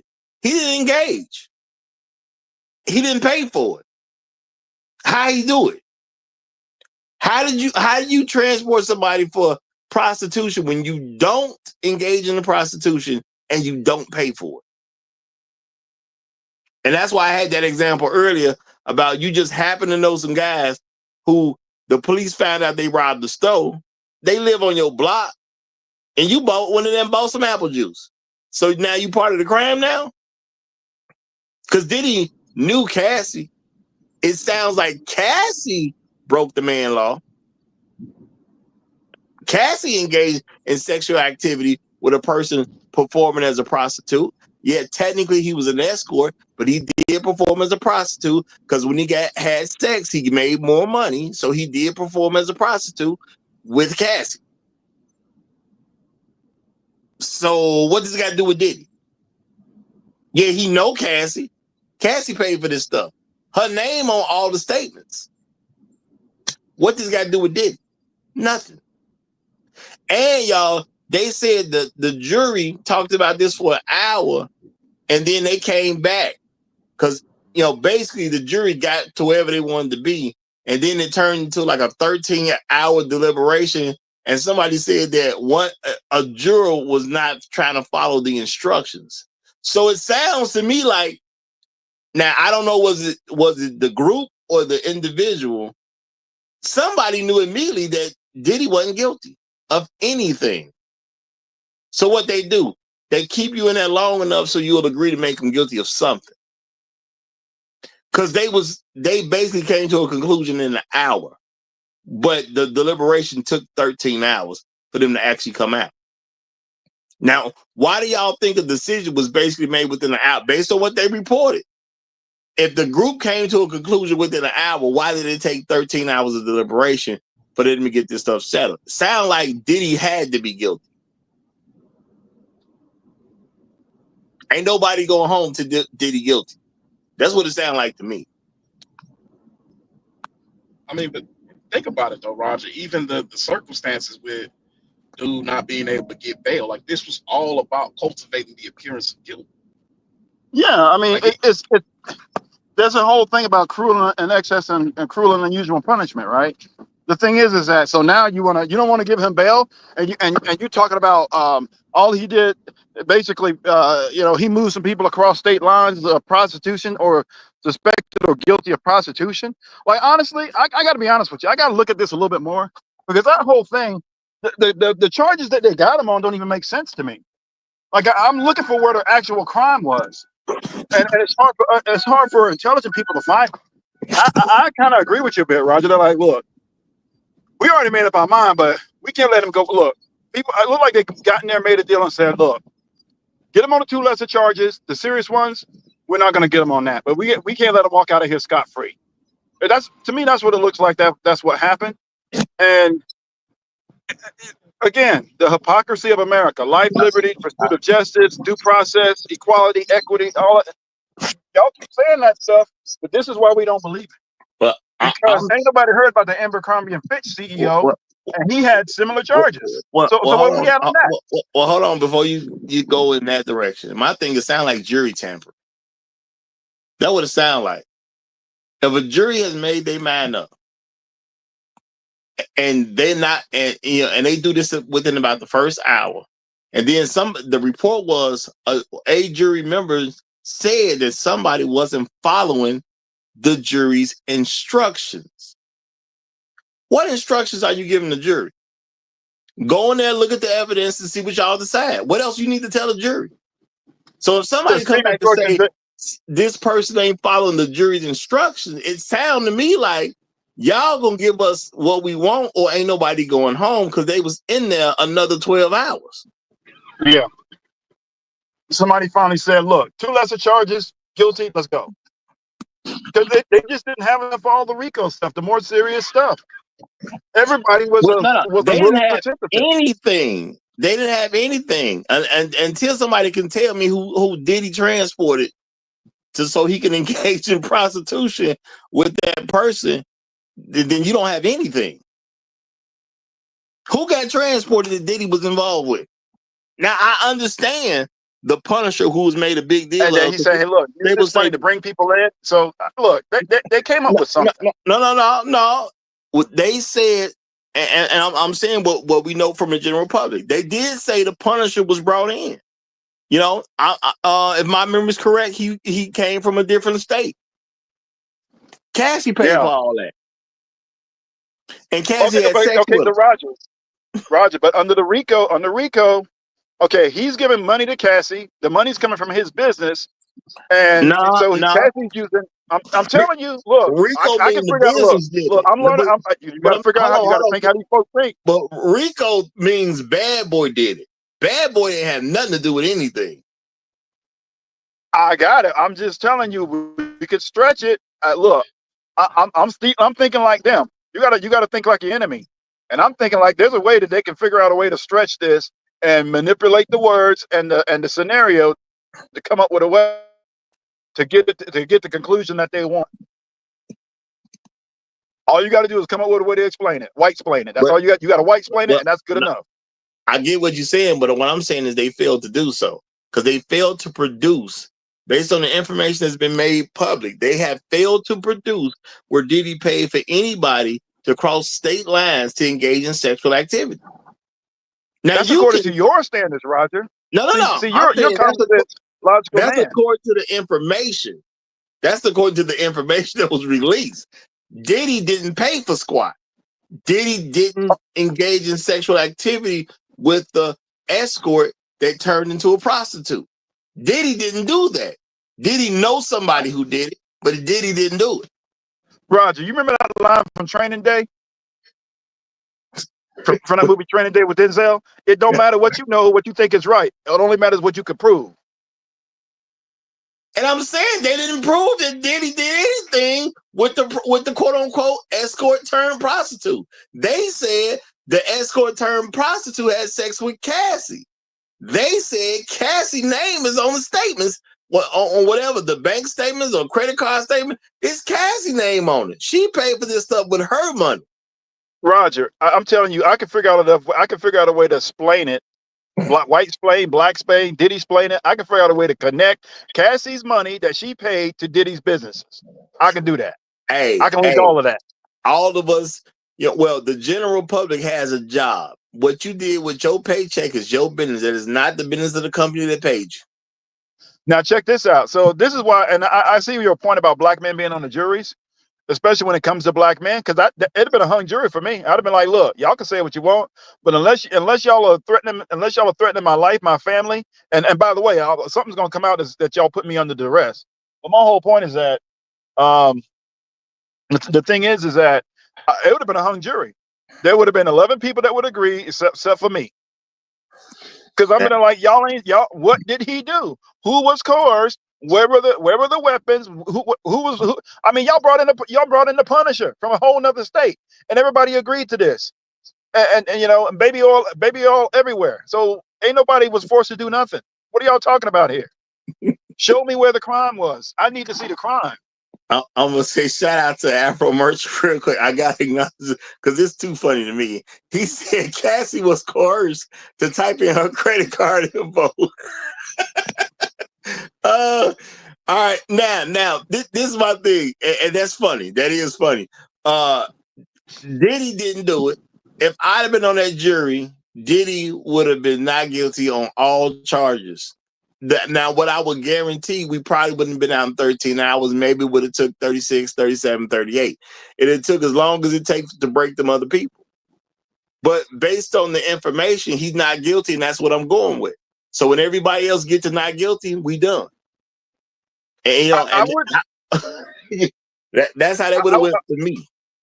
Yeah, I wouldn't be. I'm not necessarily beyond listening to somebody talk about jury tampering or pressuring jurors to make a decision consistent with what basically somebody else wants to see. Like y'all gotta, look, I know you guys already made a decision, but give it another, 10, give it another 5, 6 hours or so, come up with something, and let's see if we can come to an agreement. bro. And by the way, the whole thing was only 7 months. I'm not 7 months, 7 weeks from start to finish. If it been me, bro, we got the information. He obviously didn't do nothing. Now the verdict is gonna happen when we all agree to the verdict. So he not guilty. Now y'all can talk about it as much as y'all want to with each other and whatever feelings y'all got. When all y'all get to not guilty, let me know and we done. And I would just did it like that. When y'all get to not guilty, we done. So let me ask you, they would have talked.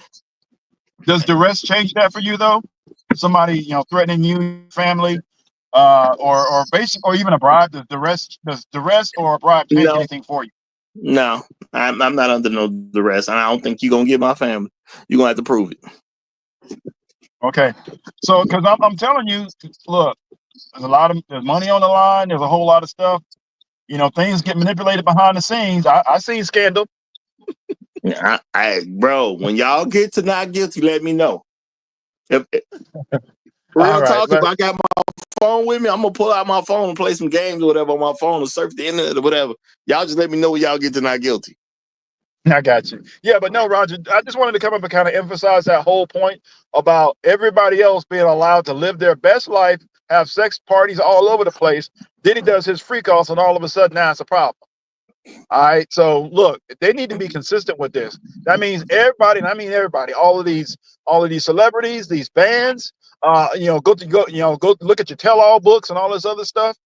Look how many women got flued out or men got flued out and all this other stuff. So they need to be consistent. I'm talking about nationwide, federal law, state law, all of this stuff. I don't want to hear nobody talking about how, well, it's not that bad and this, that, and the third. If y'all getting Diddy, then y'all better be, putting charges. I'll put cases on all of y'all. Well, I do know you ain't gonna have consistency like that in America, but I'm looking at the fact that the crime is the crime. You tell me what the crime is, so I can make a decision based on evidence. Did the person you accuse of the crime actually break the law? Based on the information we have right now, I don't see where Diddy broke a law. And I'm just keeping it real. I just don't see where Diddy broke any particular law. Okay, Diddy didn't pay for the stuff. The stuff don't have his name on it. Okay, are we arguing if Diddy a bad person or not? That don't have nothing to do with the crimes that's on the table. You can say Diddy's a bad person. You can say Diddy's violent, but did Diddy actually break any law that he's being accused of right now? And based on the evidence, I don't see where Diddy broke any particular law. So now your opinions about Diddy and his violent nature or whatever you want to say don't mean anything. I don't see information where he broke any of these particular laws that he's being charged with. Matter of fact, y'all had so little evidence, y'all start dropping charges because you knew you couldn't prove stuff. So now we only went in with 5 charges. They made this whole big deal about how we've been watching Diddy for this long period of time, and the feds don't go in unless the feds gonna get you. It's 97. What was it? I heard 97% of the stuff the feds go at you with, they gonna get a conviction, even though that probably includes people just pleading. You raised the man home. You got all this stuff out of his crib. You seen the tapes or whatever. You pick what you wanted to use to convict the man, and you ain't have nothing. As I said from the very beginning, the only reason he had been in the news for more than 6 months and not charged is because he ain't have nothing.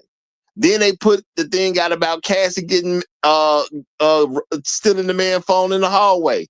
They put that out. Why did I say they put that out? Because they didn't have nothing. Now the trial came to an end. They had to let him go on the racketeering stuff because nothing was attached to Bad Boy. And now they saying they gave him some convictions on the transportation issue. And my thing is, who proved Diddy moved anybody anywhere to engage in prostitution when the man didn't even engage in the sexual acts?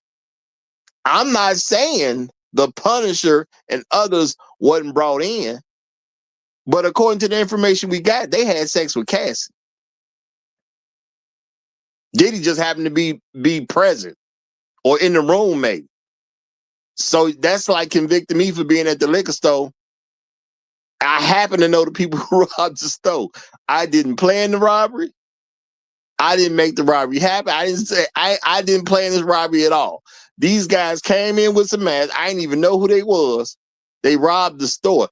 But it's just so happened we live on the same block and we done talked to each other, had conversations. That don't make me guilty to what they did. They robbed their liquor store. I didn't have nothing to do with it. Cassie engaged in sexual activities with a prostitute. That's what Cassie did. Cassie paid to engage in sexual activity with a prostitute. I don't see what none of that got to do with Diddy. Just is what it is. But y'all, we are at the 3-hour mark. So I'm gonna do this. Champ Call for Life, any last statement you want to make before we close it out? Yes. I'm just glad that P. Diddy got acquitted. He really shouldn't have been found guilty for those for that prostitution charge, but all the serious charges and everything else, I'm glad he was found not guilty in all of it. And Cassie, right now, in my opinion, she should have been charged. She should be put in jail. Okay, lock her up. Better you. Any last words on this one? Nah, I think we said it all, bro. I mean, yeah, I'm just happy to see all the brothers healthy and doing well on the panel. Peace to everybody. Peace to you. Hope everybody enjoys the 4th of July. Whoo! 4th of July, y'all. I got to think about that. Am I going to be on for the 4th of July? I don't know. I forgot the 4th of July was coming up and it's going to be Friday. I forgot. So I may not do a show. Y'all, I'm trying to get myself some holidays. Y'all know I've been doing this stuff every single well, since I start, y'all got to keep in mind because I done lost a few channels. I started in 2018. It's been a while for me, and I've taken off 3-4 days. Yeah, I think I'm gonna have to the national holidays. I may have to take off. Or I might have to start talking to some brothers and have somebody host on the national holidays. But that's only 6 days a year. But come on now, y'all. Come on now. So I might take Friday off. I ain't saying I am for sure. I'm gonna think about it, but I might have to take Friday off. So shout out to Better You for just reminding me about the 4th of July. Tunnel Runner, any last words for you? No, everything good. Everything good. I'm out of jail, so everything's good. And you know what? Before I finish, let me say this, y'all, because I didn't do it yesterday. Okay, which I gotta say, shout out to Landon because he hit me with the $2 cash app yesterday, and I ain't say nothing about it, Landon. And I do apologize that I didn't say nothing about it yesterday, but I do appreciate it. Real talk, y'all. I definitely appreciate everybody coming through on the cash app side. Okay, real talk. All right. Now as far as today is concerned, I got to say, no, I didn't not. Oh, there we go. I had a couple come in today, y'all. Shout out to my main man, Kevin 3905. He said, did he do it? Did he do it? Did it? Excuse me. Did he do it or did he do it? A shout out to you with the $5 cash app. I appreciate it, brother. I appreciate it.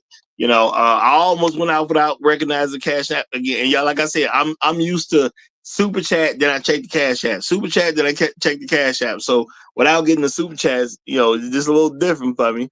Shout out to Inspired Truth Broadcast. I appreciate you, my brother. $5 cash app. He says, putting in work, no Diddy. I appreciate that, brother. Putting in work, no Diddy. I appreciate that. Real talk. And shout out to my main man, Afro National. He drops the $20.57 cash app. So shout out to the 57-cent Trail Bentley tax. So shout out to you, brother. Appreciate it big time. Appreciate it big time, y'all. I do not know if I'm gonna do something on the 4th, y'all. Because I know I got some stuff already kind of geared up for my personal life or whatever. I know I got some money I'm going to make in a different way because it's going to be available to me because this place is going to be closed. I can get in there and do some stuff and get a little bit of money. So I don't know if I'm going to do something for the 4th because I hadn't planned on it, y'all. I wasn't thinking about the 4th was coming up. So my apology. Possible. I'll make sure something is up. But by 9 if I'm gonna do something, y'all. I'll make sure something is up by 9 if I'm gonna do something. But if you don't see it, I'm gonna say don't be shocked, y'all. I've been doing this since 2018 and I don't really miss any days. So I done did this on plenty of holidays, so I think it'll be fair to me that I'm either have some co-host host a show on these national holidays if they want to. I'm not saying I won't participate in any of them, but I'm at least look at these 6 national holidays and say, hey, maybe I'm gonna take one of these days off here or there, y'all, because I be trying to do stuff too sometimes. I be trying to do stuff too sometimes. So I hope y'all can appreciate that. But I appreciate everybody for coming through. Turnaround, did I give you a chance to get your last statement? Yes, you did. You did. Yeah, I did. Okay, I'm just making sure. All right, so I ain't gonna say nothing, y'all. I didn't say what I had to say. I think they railroaded Diddy, just plain and simple. I think he got railroaded, real talk. And good luck on him when it comes to the sentences, because I think he just simply got railroaded. Long live the habitual line steppers. I'm Roger. I'm right, and I'm out.